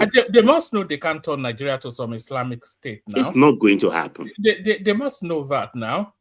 What exactly are they looking to achieve? You know, Okay. what's the... Do you know why you asked that question? It's because I'm not sure you know very much about jihadism. You see, when I tell people that the world and the Muslim nation don't like Israel and US, people will tell me, what are you talking about? What are you talking about? Can you say that I'm a Muslim? But Zita, that's widely known, and everybody knows that the Muslim nations don't like America and Israel now. Everybody. Do you know why? There's so many layers, but there's the religious perspective, because there's the theory that the Muslims want to create a global caliphate, and there's a push towards that. And then there's the religious tension of all the main religions wanting preeminence, and then there's also the ceding of Israel within their territory, which makes them uncomfortable. There's so many layers to it anyway, from my own. Let me tell you the reason. There might be other side of this weather is disturbing. There might be other side attraction. The main reason is that they are the only one that has paracetamol to their headache. You see, if you study jihadism or jihad, how they operate, they do not listen. They believe they can get what they want. They are very violent. They see nobody else as a human. And even the ones that are with them, if they try to show any sign of not being like them, they too are no longer humans. So when you are not a human in their eyes, it is very easy for them to buy you. And they are so forceful that they believe nothing can stop them. When I mean they are extremely violent, but they have only two people in the world that are more violent than they are: Israel and United States. They have headache, paracetamol for their headache. Those ones show no mercy to them. When I mean no mercy, they can clear a whole nation just to shut them down. Those ones do not tolerate extreme violence, neither do they bow to it. In fact, you anger them if you show that you can point a finger in their face. Those are the two nations on planet Earth that is stopping them from achieving their aim and doing what they want to do, when they want to do it, where they want to do it, and how they want to do it. Only two in the whole world. Only two nations And those two nations, they cannot do them anything rather than to use the media to fight them. If I tell you how much they spend in free Palestine, you will never believe it. You will say, You know, what? the ideology, what they believe, Zita, is that God, for a purpose, gave them the oil. So that is why that oil, in their thinking, the returns they get from it should be used to sponsor jihadism. That's their belief. That's why they are pumping money. Even Saudi Arabia, that is pretending that it's a clean society, or Qatar, they are the ones pumping money. I will speak on those people because those people, they are not pretending. They are just being smart. If I tell you how many times a president of the United States told them that if you don't take time, you see those beautiful things you are building as tourism, we will blink it in a twinkle. Yeah, and they pay for that is their being fear. in safety. Those ones are being every smart. month. Because that glass wall and chrome leather they built in Bahrain, in Qatar, in UAE, Saudi Arabia, they are Kuwait, they are scared themselves because they've created a monster. So they are feeding them with money. Because those things are easy targets with the drone technology these days. So that they are in safety today is because they are paying heavy price. Those ones are they prefer to smart themselves into the hands of America. Come and keep your weapons here. Come and do business with us. Put your They're very vessels nice around people. our They're very nice waters. people. We Parade. don't want trouble. We But will pay for the meanwhile, fuel. they are the ones sponsoring trouble all over the world. What is happening in Nigeria? I won't be surprised if the hands of UAE and Saudi Arabia is there. I would not be surprised. It's almost a certainty that it is, because if you look at what's going on in Nigeria now, one, like I said, there's a big expense to this banditry and what is going on. They have to weaponize these people. That's a great expense. They have to do the logistics, all of these things. There's a real spend behind it. And we are not clear on the end goal. They are not kidnapping really for ransom. These are not just everyday bandits. They are savaging a whole region for reasons of ideology, and that ideology traces back to the Middle East. And they also have all these traveling imams or prophets or whatever that go into these countries to really embed that indoctrination. They call it what? Their hand is in it. There's no doubt about that. Now, what's going on in Nigeria traces to the Middle East. You see, one man,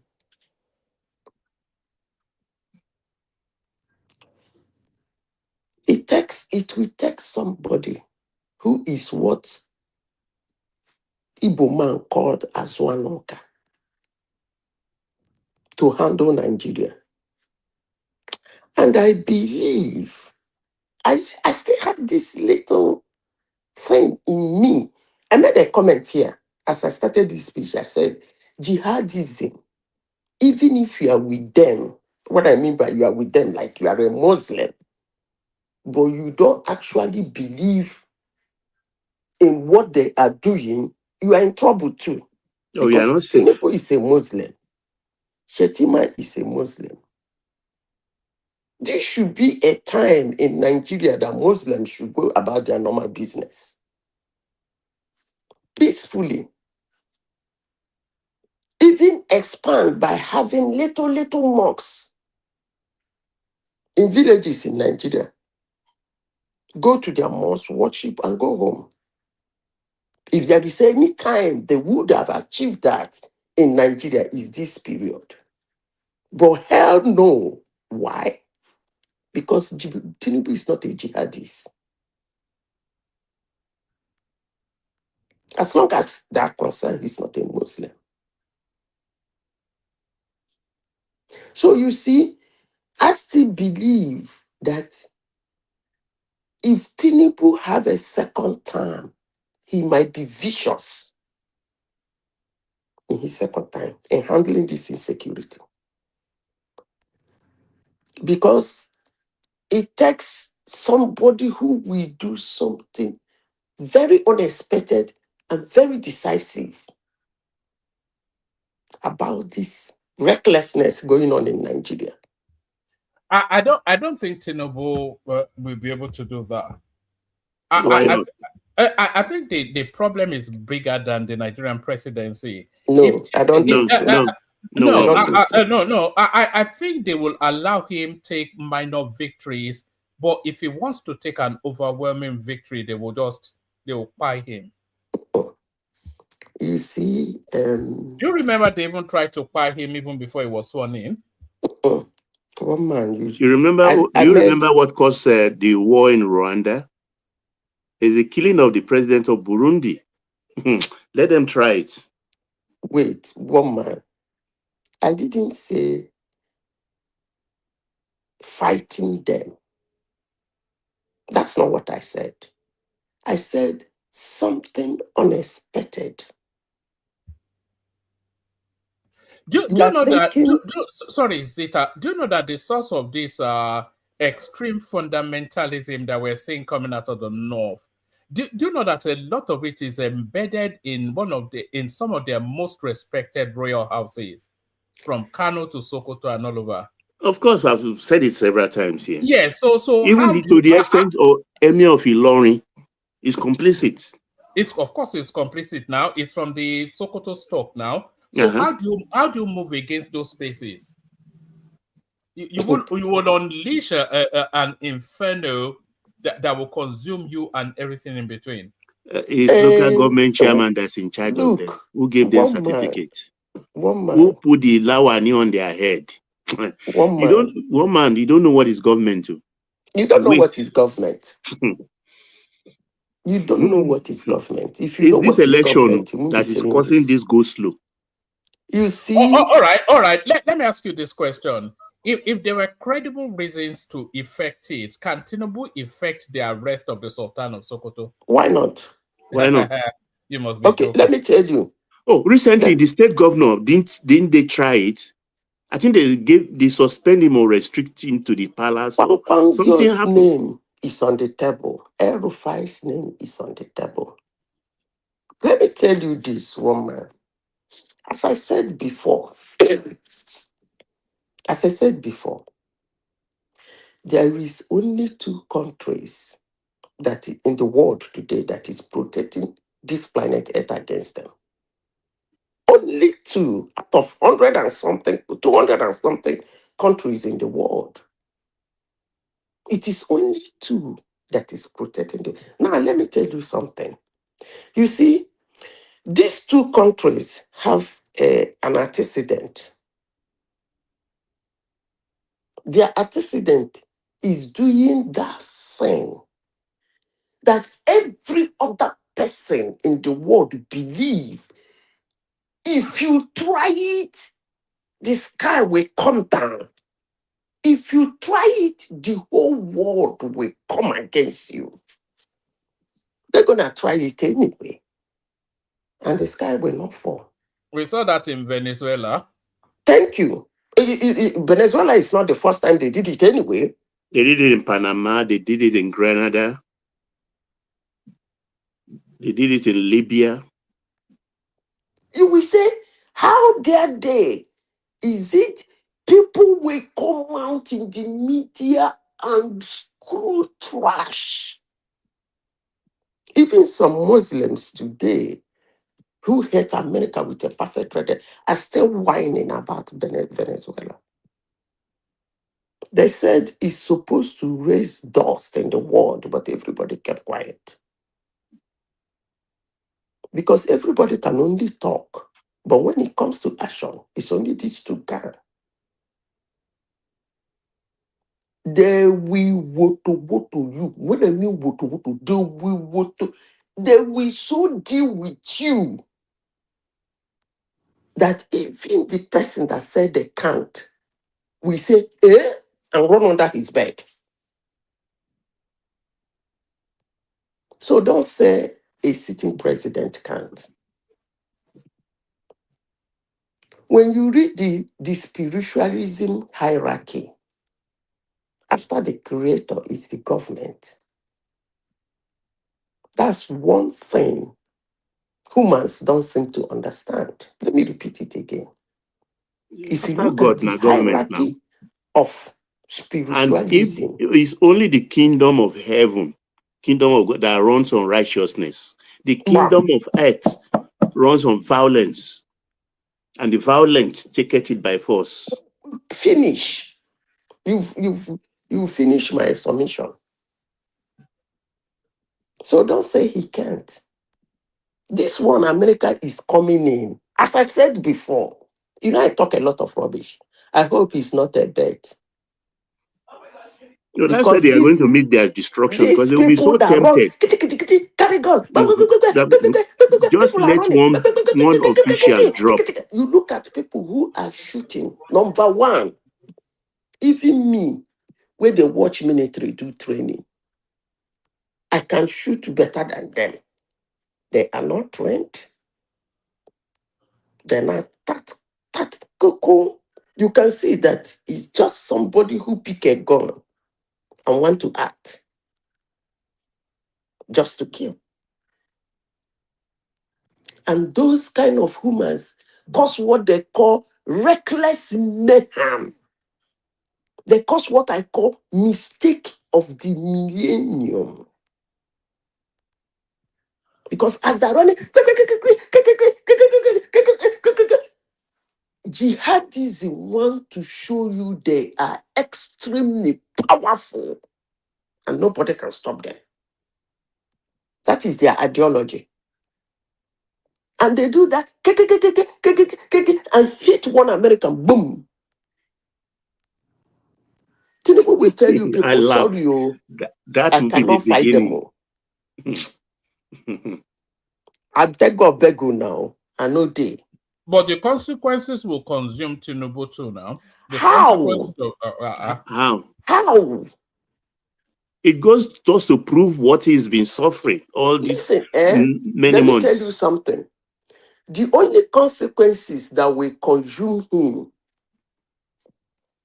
if look at the history all over the world. I don't like history, but you people will understand me if I use the word history. But I prefer to use the word reference, because reference go to a reasonable, well-documented incident. But history might be told by an extremely liar. If you look at it all over the world, there is one mistake presidents of the world do. What mistake they make on these two nations I have mentioned. Every president that have had in contact, that came in contact with these two particular nations, Israel and United States, the mistake they always make is by threatening how they are going to deal with them. Some propagandists in the media will say to beef the confidence of their citizens. And I call that the most stupid mistake anybody can make. If you make references to countries they have dealt with, before they come in, watch and hear what their presidents say. He's poking his eyes into their nose. I will not tolerate. We are a sovereign nation. If you dare us, we will do this. We will not let you come in. And these two nations don't take it. They're going to come in anyway. And they're going to do their shit. Whether it's legally right, do you call it again? International Criminal Court, whatever. Right? Humanly right? Spiritually right? Not only Visibly spiritually, yes, right? And because everything not Zita, right, they're gonna do it anyway. you know, come middle of the year, things will take a new turn. That the Christians, there'll be so many crusades with Americans coming down south. Because now that El Rufai has confessed to be a hacker, I can authoritatively tell you that the Yes Daddy tape could have come from El Rufai. Could have come from El Rufai. And I don't think Bishop Oyedepo would take kindly to that if he's thinking in the same trajectory like I better I'm forget all doing. those the religious leaders in Nigeria. Please forget them. Those ones are protecting They their are kingdom. counting now.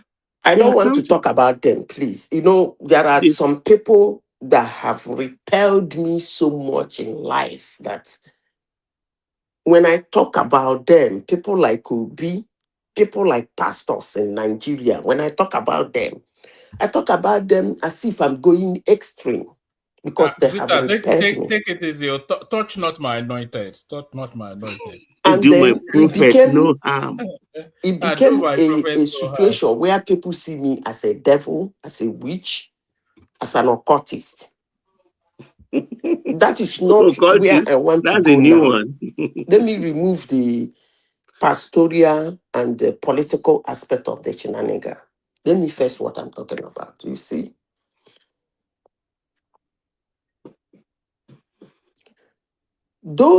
I like the way Tinubu is handling America. He's doing something different from what other nations. Maybe because, according to him, he said he doesn't listen to media. Maybe that's what is helping him. Because if one lunatic or several lunatics have come to several platforms, several media houses to say how Nigeria is a sovereign nation, Tinubu should kick their ass and ask who the heck and tell him how a dumb Donald Trump is. Actually, when I hear people say that, it marvels me. When they call Donald Trump a dumb, an idiot, it marvels me. My body shake. You know why? You know, Zita, just on that line, it marvels me as well when they say Buhari is dumb. This was a guy that was a head of state and then maneuvered himself back to become a civilian president. And you're telling us he's dumb.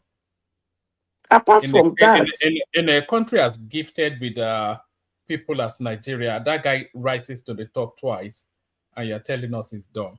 Apart from that, some people will tell you that all he did, it wasn't him that did it. That it was what's that the name? It's evil. Buhari that I'm talking about is evil, yes, but dumb, no. No. It's not. They will tell you is what that his second that time. What's his name? I keep messing up with that man's name. His second. Idiagbo. They will tell you is Idiagbo that did it. And then why you was begin to wonder, I am your superior. I am your superior. If you think of any situation, we are in the office and you're superior, and you present a project to me, I ask you some few questions on the project, and you give me a clarification why that project should go on, and I sign it. And you go out and execute that project, and somebody will call me dumb. Come on now. But these are the things that the media, the propagandists, the liars of this planet Earth. You see, when they call Donald Trump an idiot, a buffoon, I begin to wonder, when am I going to be this kind of buffoon that maneuver finances to the extent I have skyscrapers in some places in the world? When am I going to be that idiot and that low IQ human? Money is not with idiots. Donald Trump is not an idiot, but there is nothing that compliments him even for. It's not a genius either. It's crafty. Hold on. It's sort of a Machiavellian sort of a character, and it's very narcissistic. It's probably singularly. It's in the top tier of narcissism globally, but it's not an idiot. But it's a nasty man, though. Okay, a woman, I will tell you, if the word you use can go to him, that means you are actually saying he's brilliant. No, I wouldn't extend that far. Okay, because for you to say, to say somebody is a narcissist, go and study about them. Narcissists are not born on a dull brain. Period. You see, the media and the liars and propagandas present some certain things as if it goes to the dumb, to the idiots. It's only a fool can be that, but that is actually lies. Go and read the antecedent of a narcissist. They are not dull people, neither are they idiots, neither are they fools. They are extremely brilliant. That's why they can maneuver what they want to maneuver and do what they want to do. Go read the Rasputin. You will know narcissistic people are brilliant too in their own way. No. They are evil. No, yes. That somebody use his brilliancy to achieve evil doesn't mean the person is dumb. Can you hear anybody, Zita? Yeah, I'm hearing you. Yeah, hold on. Let's engage with you. The leap from idiot is not to, the fact that you are not an idiot, or there's several stages now to being a genius, or somebody like Trump is middle range clever. It's not spectacularly genius, but the narcissism narrows him down to singularities, and then he acts on that singularity with decisiveness. That's all he is. But it's not Professor Wole Soyinka or some Professor Wole Soyinka is not as smart as Trump. Well, that's your opinion. Yeah, that you wrote, that you sit down to write fantastic books doesn't make you smart. All right. You see, one man, look at it. I don't even understand what you mean by Professor Wole Soyinka. Look at it from this perspective. What do you call brilliancy, if I may ask? When what do you call being smart? When a man doesn't overthink his decision and he actions that decision, I think that can be attributed to brilliance. No, that's narcissism. Okay, no problem. Let me continue with what I'm saying. No, hold on, Zita. Let's engage with that spot for a moment. That's narcissism, Baba. Because go ahead. Sorry. Because there's no pause for reflection. If there's no pause for reflection, then you may get that decision right. And by the way, most decisions, if you bullhorn them all the way through, they end up being right now. Because there's no real. No, repeat that again, please. I said most decisions, if you bullhorn them through, they end up being right, but they might not at the initial thinking stage be the right decision. It's that singularity of purpose, isn't it, that the voids of pause for reflection that really, that's the trait of somebody like Donald Trump. It's not especially clever, which is not to say he's an idiot. I wouldn't know. He can't be the president of America twice and be an idiot now. But exactly. It's not genius clever. It's not. Nobody is genius. I don't know where you got that word. Nobody is genius. You can be genius in a particular area in life where you soar high. In another particular area, you might be a buffoon. So the word genius is not relative. Overall. No. You are genius in a particular thing. You must be genius in a particular thing. Yeah, so that makes Trump a genius then. I mean, in the past. What is he a So genius if at? Hold on. What is he a genius at, Prince? Well, when it comes to Is he a genius at being grabbing people being by an the outsider, when it comes to American politics, that man is, he puts everybody to shame in the past century, I would say. That guy, when it comes to past politics decade, and the yes. ability to read, he has a special talent. If you want to call him a genius or not, that is fine. But to me, and I've said many times, actually, not because of today, that Trump is a genius. No, he has a knack, the ability, to what is the word? The guy is good. He's good at what he does. Because he's not writing books and speak the way you guys want him to speak, and you think he's a nobody or he's not smart. I beg to differ. Because guess what? One man, the people he goes after, this rapper Nas says to be the best, you challenge the best, and the blessing is spiritual. But guess what? Trump is not going after like big people. When he ran the first time, he went after people like Ted Cruz, the #1 debater, went to Harvard, smart, this and that. He defeated Ted Cruz. Then you bring out the governors like Jeb Bush. He went through the best of the best, including Hillary Clinton. And these people, they played politics for years. They're supposed to be smart and geniuses. He defeated them all. Now you tell me Trump is not a genius. Come on now. Since you want to, you see, that's why I said that the media is doing a fantastic job. They're doing a fantastic job because Trump is one man in the United States democracy that handled it differently. That way he handled it is affecting his party. From the time I started understanding their electioneering and their democracy, this guy came from being a Democrat and came into Republican. And then what did he do? He took the two and jammed it in himself and move on.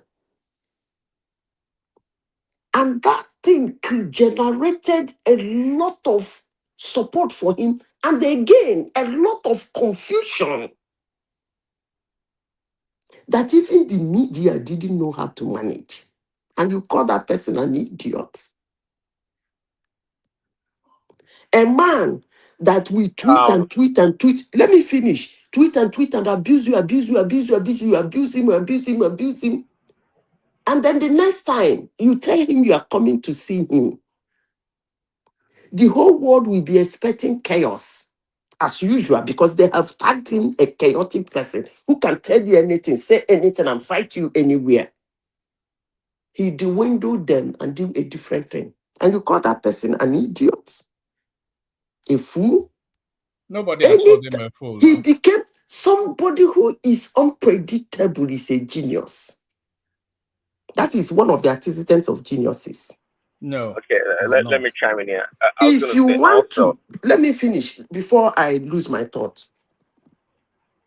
Anybody who is a genius in a particular area, you can predict his next line of action. Even in mathematics. If he's a genius in mathematics, everybody is solving the math this way and making mistake. The moment he comes, everybody will be saying, let's see what he's going to do. Is it not this way they solve the math? He comes with a stroke strike. Wham! And he gets it right. That's a genius. They are never predictable. Because their brain think differently from every other person in that area. But if you think that is not a good explanation for somebody who is genius, can we move on to Nigeria? We are talking about and Tinubu and the recklessness going on in Nigeria. No. Skittishness is not a trait of genius. It's clarity. What you're describing is skittishness. Oh, really? Yes, skittishness it's not a trait of genius. So no, geniuses, you predict them before they land. No, you are going. We are making some abstract. The consistent. Is clarity. Is somebody that can with a crystallized clarity address something. That's really One man, it's not a skittish bouncing up and no, one down. man. That's actually far. I mean, that's to me, that's not a hallmark or a trait of a genius. By the way, my foremost trait for a genius would be one that has great perception. Einstein had a lot of great perception. If you look at his work, how he came about, solving the problems, he had great perception beyond the books. Okay, that's an hallmark of a genius, being perceptive in a very high degree. Not to be clear. Come on, most geniuses they're not clear at all. Some of them can barely even articulate articulate their position on the matter. No, it's not the articulation now. It's the crystallization, which is exactly what you are saying. What I'm saying, but in different words. I'm talking about crystallized thinking as opposed to skittish thinking. Yeah. Crystallized thinking, is that what you call a genius? It's one of the hallmarks now. No, it's one of because, the hallmarks. Clarity of thought. Clarity of thought is one of the hallmarks. Clarity of thought. Clarity of thought makes you a genius. That wasn't what I said. I said it's one of the hallmarks of. Well, before you see, I was going to chime in excuse quickly. me, you see second. the clarity. You see the clarity in their action. Even thinking outside of the box still requires clarity of thought. Okay. Not skittish. Hold on. And Donald Trump is a very skittish man. Okay, hold on. One man, you say clarity and then thinking out of the box. In the person's brain, you are in the genius's brain to know how many times he moved it over and over. But you see the result is the result of his thinking, the end game of his thinking. That's where you see the genius, not inside his thinking. Those people call it Trump a genius. I'm so disappointed. Praise Daddy, do you live in America? I think we should look. AOY, which kind of question be that? No, I want to ask you. So I think he lives in America. Do you remember America? No, hold on. I know she does not live in America. She can say whatever she wants to say. AY, please, before you go on, I just want to apologize to you. Yesterday on the Ghana's early 2000s population count, you were correct. I'm sorry. Thank you for bringing that. My household corrected me. Okay. Well, where's the $1,000 that you bet him? I tell you, make it. I didn't bet too. I'm not a betting person. You see now. But on issue, if Trump, I don't even know how anybody will reason if Trump is a genius. Really? Like, what makes you, give me one reason, what makes you believe Trump is a genius? In what way? Before they answer that question, let me ask you a question that will set the... Is Trump an idiot? AY? He is an idiot. He's an idiot. That's where you fell. That's where you fell. He is an idiot and possibly a lunatic. One man, then you've answered the question he's asking. Can we move on to Nigeria and this thing, please? You have just answered. No, we are not gonna move. Trump, one man. Let me just break this down for you. Are you asking me? No, he wants to expand. I think you are just blindly. He wants to expand. Zita is more American than most people. No, why I said we should move on is that two of us are in two. It's like two of us are in two parallel lines that can never meet. We are not moving on. All right. If you call him an idiot, and I tell you that he has an antecedent of a genius, there are two parallel lines that can never meet. So we move on from that discussion. Hold on. We are not going to move on. Everybody, hold on. Zita, let AY expand on that, because I think he added a proviso. So let him expand to land us on that. Because you can't say Trump is an idiot anyway, because there's nothing to suggest that he is. Yes. Okay, so let me explain to you. So first of all, there is nothing in life Trump has achieved that will make him anything close to evil, an intelligent man. Nothing. So first of all, he got his wealth. He inherited his wealth from his father. One. Second did he expand of all, it? Did he expand it? He did expand it. The expansion he did was stolen money.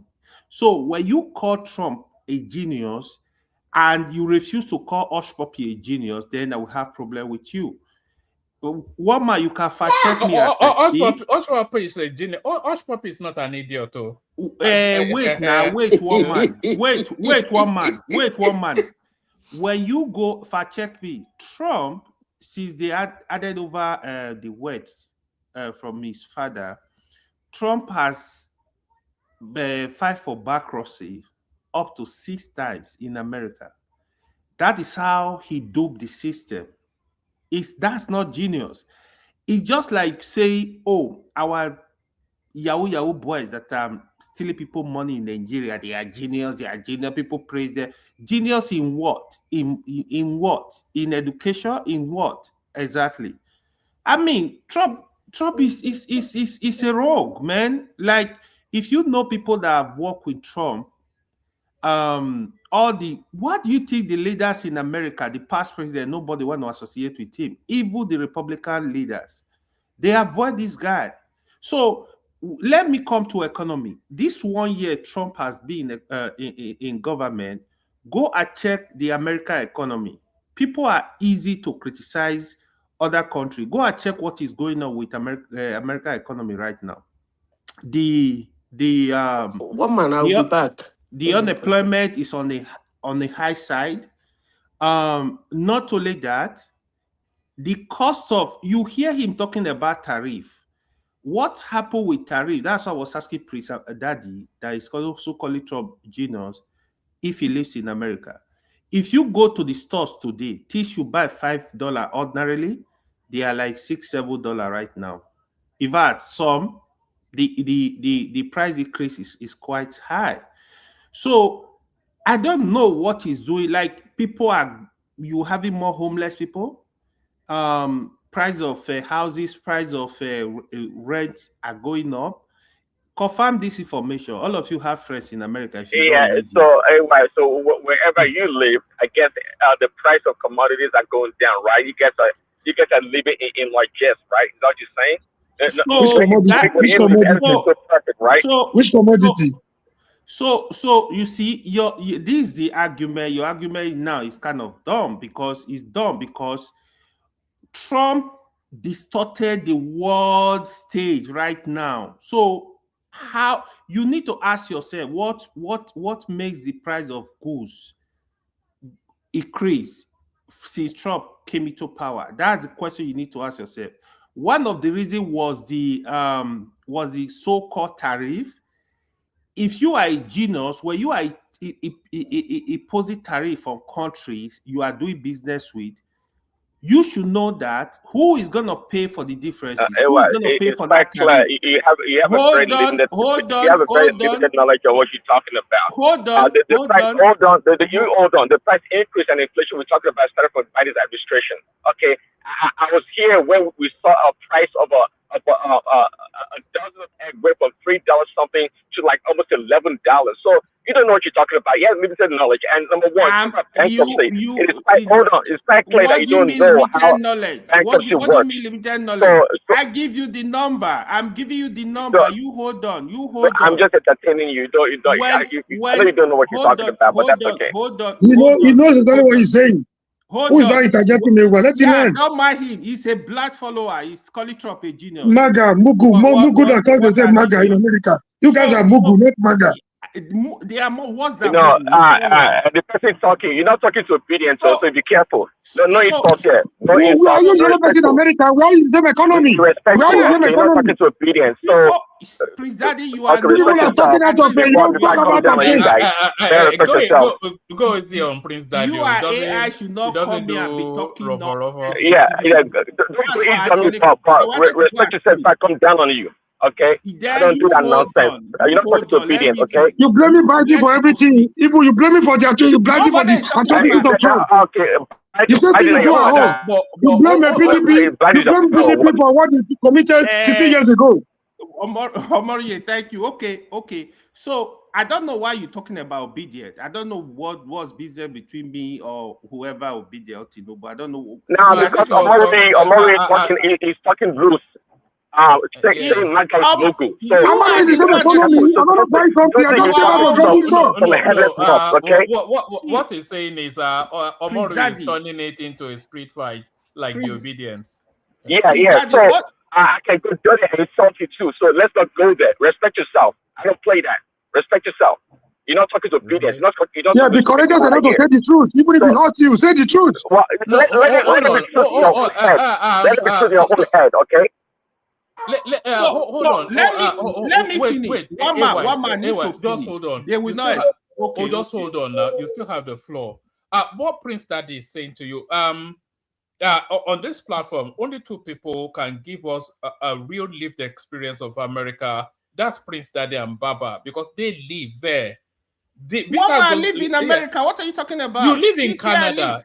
No, I don't live in Canada. No. One man, don't do that. I live in America. All right, I'm a resident. I'm 100% resident of America. He's where I live. Don't do all that. Right, carry on. I know. So, I genuinely thought you lived in Canada, but no. I used to, but I live in America. So let me. I'm trying to break it down. What is going on in the system? I don't know why people are not truthful. I don't know why people are just blind followers of.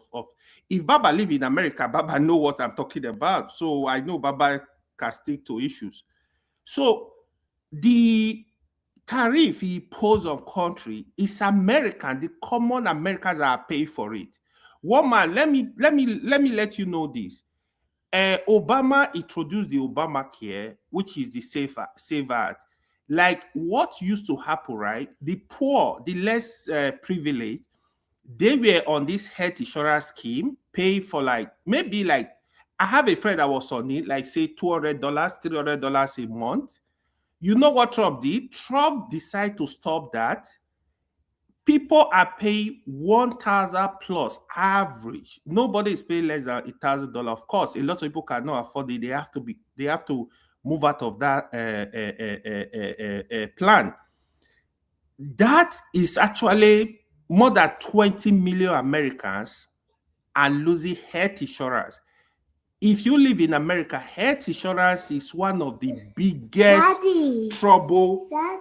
Is that one of the biggest trouble America face?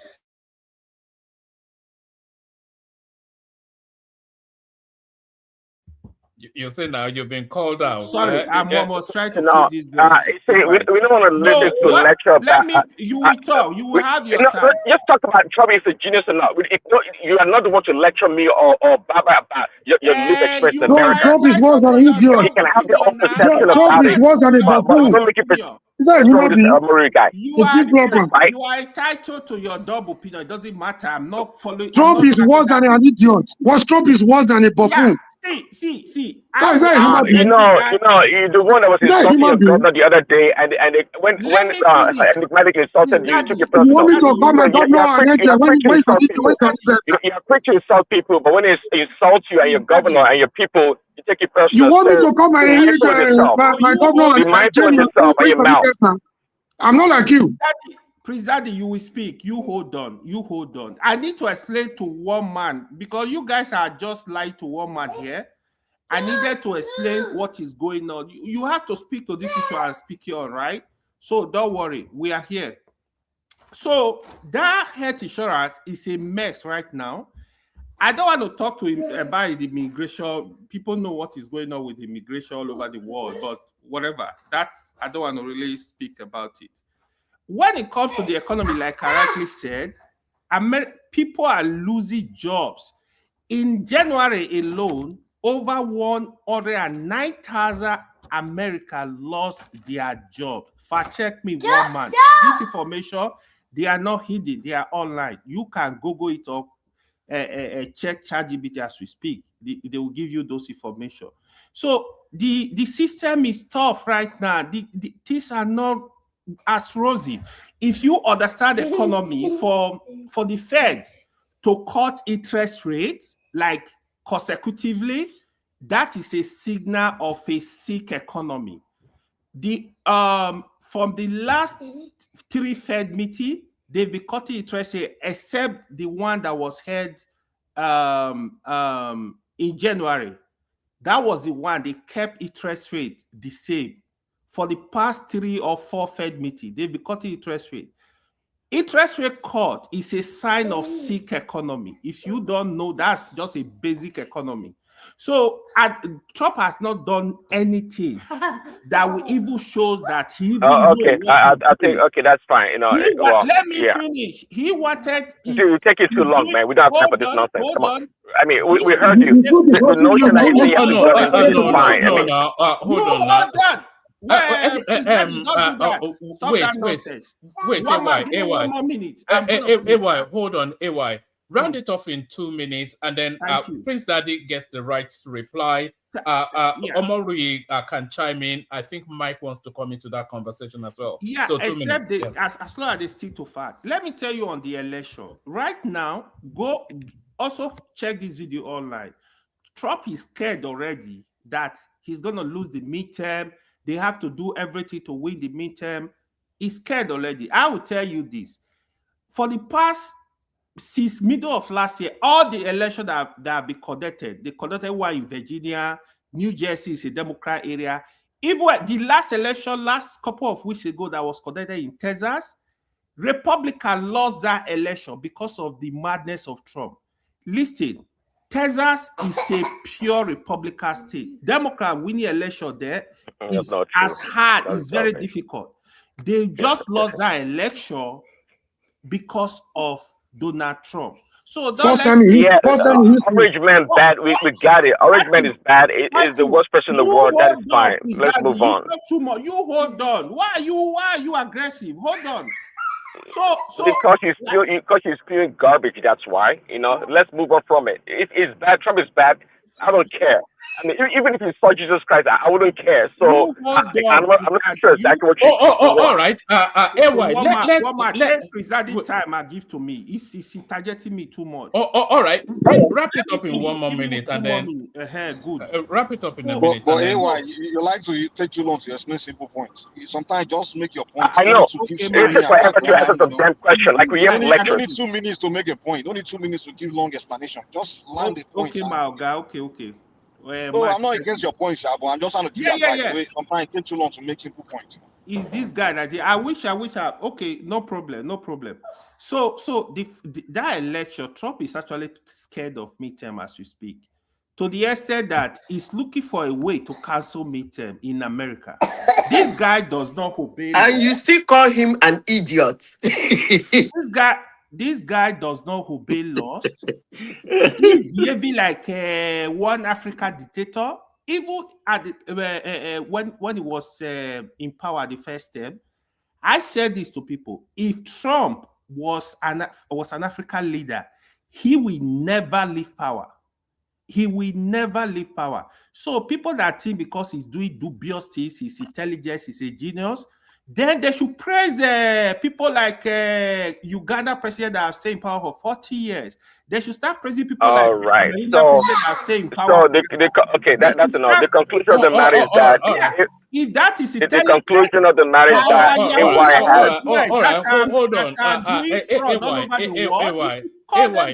all right, thank you, AY. All right. Prince Daddy respond. Omori chime in after Mike wants to come in as well. So Prince. One man. Well, there's nothing. Prince Daddy, just give me a second, please. One man. Yes. I have 2 responses. The first one is, I never knew in my whole life that it takes an idiot to dwindle people. That you must be an idiot for you to be able to dwindle people. The second one, the second one is the media is actually doing a fantastic job. They're doing a very fantastic job, as I said before. That you are using your smartness to do evil doesn't make you dumb. I'm beginning to see that most people believe that before you are a genius, you must have used it to do good. So you just call Trump an evil. Robber.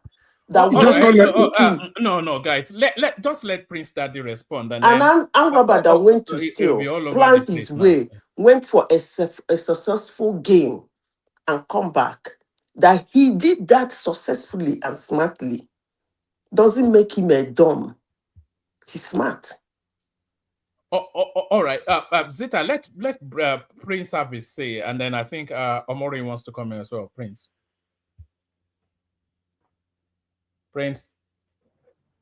Yeah, one man. Everything AY said is just a bunch of talking points. I've heard them all. The notion that he's going to spend like 2 hours to tell us that Trump is a bad person, is not smart, is a dummy, is totally irrelevant. This is just talking point. It's a liberal talking point, and the end of the matter. You address the issues. And the end of the matter is that one man, there's a kind of what do you call it? There's a chronic disease in America. It's called TDS, Trump derangement syndrome, and AY is suffering from the most chronic aspect of it. So, and I wish Dr. Sima was here to help, diagnose or tell you what kind of medication you should take. That's the problem with people like AY. See, people like him think Trump is beyond a human. They call him a dummy, but at the same time, they think it's like a non-human being. Why not address the issue? Can't his point. Oh God. Let's not. No wonder you are supporting Trump blindly. Guys, let's not turn it into a street. It gave you the moment to say yours. You even have some intelligence. No, it's the smartest person here. Why the personal attack? Address the issue. It's always nice when these Nigerians, they're quick to attack people's intelligence. They're not smart. They're dumb, and all these things. Can we drop Trump and go back to the Southeast trade? Yes. All right. I think we may have to, if we can't hold. Well, I mean, I can have a simple response or intelligent conversation, and not result in name calling or insulting people. These human animals, the way they behave is quite interesting. At the same time, they are the people that are quick to insult other people as not being smart or being genius. You are the one taking this personal. You are the one insulting people. This human animal. This is what I'm talking about. It wouldn't let people talk. So, yes, Baba, you're right. I mean, an animal is actually better than you, Prince Daddy. An animal is better than you. If you can support Trump like a fool. All right. So this is the point. I don't even spend my time. People, they will disrespect you. You are not bigger than anybody here. You got to respect. You know what the funny thing is, Prince. You and AY are two of the better mannered panelists we have on this panel. So that's what's really surprising. I've never insulted anybody on this panel, but this is if you. Actually, you did earlier, but that's okay. See, but when it comes to insulting people, you talk to the wrong person. I'm totally impervious. I don't care if anybody insults me. It doesn't matter to me. It doesn't. I'm not here to insult anybody. Like, but you did, and Omori you did, but I don't care. It doesn't matter, guys. Trust me, man. It's water under the bridge. We're gonna catch up later. We're going to catch up later. It's water under the bridge. I don't care. But my point here is that, Baba, we're going to move on. I don't spend my time trying to defend Trump anyways. Even Jesus Christ, I don't defend Jesus Christ. So this notion about Trump, this and that, I don't care. But anyway, it's fine. But those talking points, I'm very much aware of those talking points, and they can go as far as they can. You can blame Trump for all the problems in the world. That's okay. No big deal. Bro, you are just genius right now. People are listening. Just address issue. Counter the points they were raised. Counter them. inflation, migration, counter the points and go on. We are not fighting, but you address the issues. You guys said Trump, he said Durando. Address simple issues. You cannot. You behaving like obedient. You accusing people to be obedient. Wama, you see this your man? All right, maybe we can come out. Of course, he knows I'm telling the truth. Anyways, no, it doesn't agree with you. It just doesn't No. want the smoke of Let me the. make one comment about Trump. I think it took me a while to finally discover his weakness. For a long time, I only saw his strengths. But recently, I've really discovered his weakness. Whereas I think Trump, if he's going to be in the government, he'll best be like a Secretary of State or Chief of Staff. I don't think, before I thought, yeah, it was fit to be, it was very good to be president, but now I don't think so. Now, why am I saying this? The category of leadership, I thought he had leadership skills, which it does, but there are category of leadership skills, right? Some people are good being leaders of men, right? Some people are just good in being leader of themselves, and then there's some people that are good in being leader of a nation.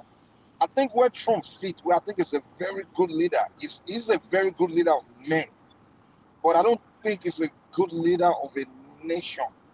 You understand? Like someone like me, I'm a very good leader of myself. When it comes to leading people, group of people, I'm not good at that. Like when it's time for accomplish a mission, if I go by myself, I'm a lone worker, I'll get things done. But if it's working with a group, like I'm not good at that. That mission will probably fail.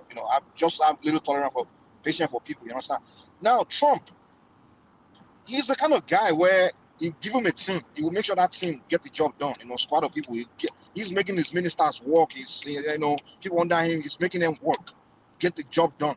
But as a leader of a nation, you have to be long-sighted. You guys are a very short-sighted person. So the decisions he's making as a president, in a short term, yeah, he's just making fast deal. But a lot of the deals he has made, like these guys, literally set America up for big failure in the long term. Mike, thank you, Joe. God bless you. Mike is a truthful guy. He always support Trump. Like I'm sorry to say, I just figured it out. This is the first time, I was always a Trump guy. But as I'm studying and watching over the years, at this point, I just realized that wow, I see his weakness. Like every decision that's been making so far, in the short term, yeah, he's getting things. When this guy literally made China take over the world because American doctrine over the years is to paint others as the devils and America as the angel, right? But this guy just came in and literally and that's been America's weakness. Strength. With that, carry big stick, smile, but carry big stick. So America will whack you with a stick or a smile in your face. You understand? So you get whacked with a stick, but the apology will make you forget that you've been whacked with a stick. Whereas another country will whack you with the same stick, but you will see that country as a devil. It's kind of like how they convince the whole world that the Soviet was the bad guy. The Chinese, everybody were bad, but they are the angel. But then they weren't really doing a lot of the, invasion and all those things. But somehow the whole world still. So those were because back then these were those kind of leaders. They understood the long term. Whatever we do now, we have to think about the long term. But Trump has been a guy that's just making decisions for the short term. And I'm like, yo, all these things you're doing. Literally in the long term, you've destroyed the image of in the long term. Think about it. American strength has been number one, immigration. Immigrants has been literally the strength of their growth economically, internally, the immigration system. And number two, not illegal or unfettered immigration. That's a whether terrible illegal or idea. illegal, the backbone of American economy. So hold on, calm down. And they always find a reason to make immigrants feel, the government at least, immigrants feel welcome and things like that, and the one they don't need, they just get rid of you. They figure a way to get because all they're doing is bring people from in other countries and bring draining those countries. Bring draining America and bring draining everybody else. They did it to Europe for so long. Europe figured it out. That's why they quickly cut it off, and then they started going to other societies. So that's one. And then the other one is able to influence key allies in the world and go out there in the world and sell America to the world as the angel kind of thing. Boy, he came in and literally just kill those things, man. Like he's made America Well, it like would be nice to give comparison. How did Obama sell America to the world? Is it by spreading LGBTQ in Africa? What did Biden do in his 4 years in He's office? talking about What did he tell the world? you're talking about Alice, you're talking about Africa. What Please, does Africa have? let Mike answer, man. I mean, relax, please. You're talking about good countries, powers of the world. You're talking about your shit on Africa. You see, the way Prince Daddy is handling this matter is doing it as if we are Prince Daddy, I'm being honest with you, man. I'm not trying to be anti. I don't belong to any party. I'm just like in the long term, it's really the guy set Mike, America I agree with you that listen, in the short term, I agree with what you said. Actually, I do agree because he made one thing I've like, noticed is that listen. For a good plan to actually work, it needs some time and it needs some time and buy-in. What Trump is doing actually is it doesn't have a lot of buy-in from a lot of these politicians. That's a big problem. Meaning that if another administration comes in, Mike, let me say this: for Republican to support Democrat to shut down your government, you know what that means. Those are your Congress members. This is what happened in America a couple of weeks ago, where they partly shut down the government. If you don't know, and it's never happened before, right? I can tell. So you can see. Let me say one important point. So you can see where. Sorry, Mike. Just give me 1 microsecond. So guys, I have church in the morning. So I'm going to go off and take a nap and all that. So we're going to take the conversation to the back. I'll send the link into the comment section. If anybody wants the conversation, come into the studio. It's going to carry on, but not broadcasted. So I'll send the link if you want to come in. We didn't even get to fully address this our main topic, but it goes like that sometimes. Yeah. But before you hand it, let me make this point now so people can hear. It's very important. All right. Make that point and then yeah. Prince Daddy, the reason why America is number one in the world is not because America make itself number one, and it's not because of these guns and weapons. Because if it's about guns and weapons that make it number one, the Soviet would have been number one. Because even by the time the Soviet Union fell, they were still the most powerful militarily, like weapons-wise, everything. They were ahead of America at that time. Now, what made America number one is the fact that key countries in the world decide that okay, we want you to be number one. And most countries in the world accept, okay, we'll make you number one. And they all agree, okay, we're going to make your trade in your dollars and we're going to allow you to be number one. And they were on the Soviet side, we just few pockets of countries that side with the Soviet. So that influence, and then America number two, second point, reason why America also is number one is the fact that it makes itself attractive, where brains from other countries now start flooding in. Most of the American brains that if you name them, they're usually the Kissingers, all those, they were European immigrants, Germans, all those people. And then now you have the Africans, all those people from different parts of the world. Their best minds are often to America because America sold itself. They use propaganda, entertainment, all those things to sell themselves. So those are the two reasons why America became number one. Just to make a note. It's a fact. America did not make it. I'm not disputing I'm not disputing the point, but Trump's first term, did you know that he actually had the most immigrants coming to this country? In terms of legal immigrants. We're talking about now. In the first term, he didn't behave like that. In the first term, he was acting, but he didn't really carry out the act. What I want to handle. Let me just land my point. Calm down. In the first time, he was just most of the things he was saying was just talk, no action. In the first time, the whole race thing, he was saying racist things that I just thought it was jokes. But now he's actually carrying it out. Like he's carrying it out. Go after Somalis and sending people. He's like really going heavily, like with the action. So it's right to go after those Somalians, though. Those Somalians, they're real menace in every society. Like literally, like he's actually in the first time. But that has nothing to do with political campaign. He went after Greenland. He went after Europeans. See, this is the problem with people when trying to pigeonhole Trump. It's not about racism. He went after everybody. He's going after everybody. Yeah, he's done it. He went after the Hispanic people. Calm down. Calm down. All right, Mike. I've already made my point. You can hand the show. No, I'm not going to end it because just for the people that have not spoken, I'm going to do, and I'll be very rigid with this. I'll do 3 minutes for anybody else that wants to speak, and then I'll wrap it up after that. So comrade 3 minutes, because people can come in and not get to speak. Comrade 3 minutes. If Jude or Aro or Bosso wants to speak, they can speak as well. Comrade, just give us 2-3 minutes. Just land the points in bullet points, and then we'll Yeah, I not even need up to 3 minutes. When people are deluded, sometimes they think they are the smartest people on earth. I used to have one guy on Dr. Damages called a Kene. When Trump was coming in, he said he was buying his olive oil. Was it olive oil or avocado oil? He said he used to buy it for $2. That he was buying it for $4 under Biden. The same avocado oil now has gone up to $16. The last time I called the Kenya, I said, has your price of your avocado oil come down? He was blabbing. He has nothing to say anymore. He doesn't come to the show and talk of avocado oil anymore, as if avocado oil is the only basis of comparing any workable government. When people are deluded, I used to feel we used to have this word in Africa, MAGA.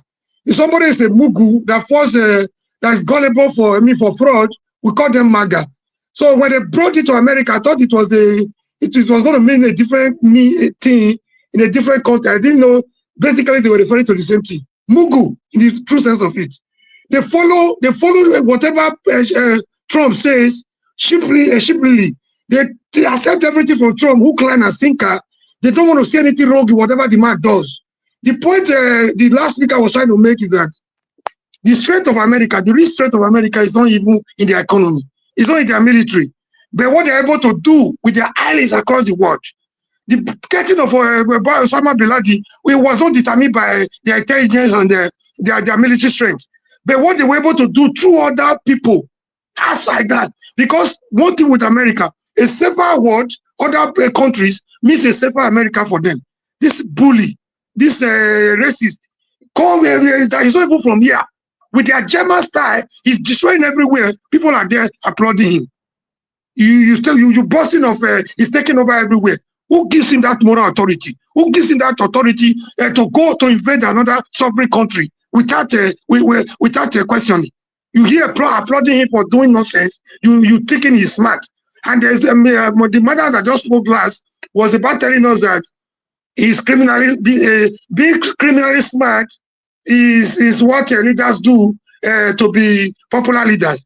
That does not make sense to me. Invariably, you ended up calling a Trump a criminal. If you say he's criminally smart, you just ended up to finish what the courts already did before he was sworn in, when he was convicted of 37 charges, a convicted felon, is what Mandazita just completed, by saying he's a criminal, by being criminally smart. He's worse than an idiot. And I arrest my case. Thank you, Amaruye. God bless you, Joe. All right. Has anybody else that's not spoken? Does anybody else that's not spoken want to speak, or we take it to the back? One man. Can I say something? All right. Just 2-3 minutes, and then we'll end it after you.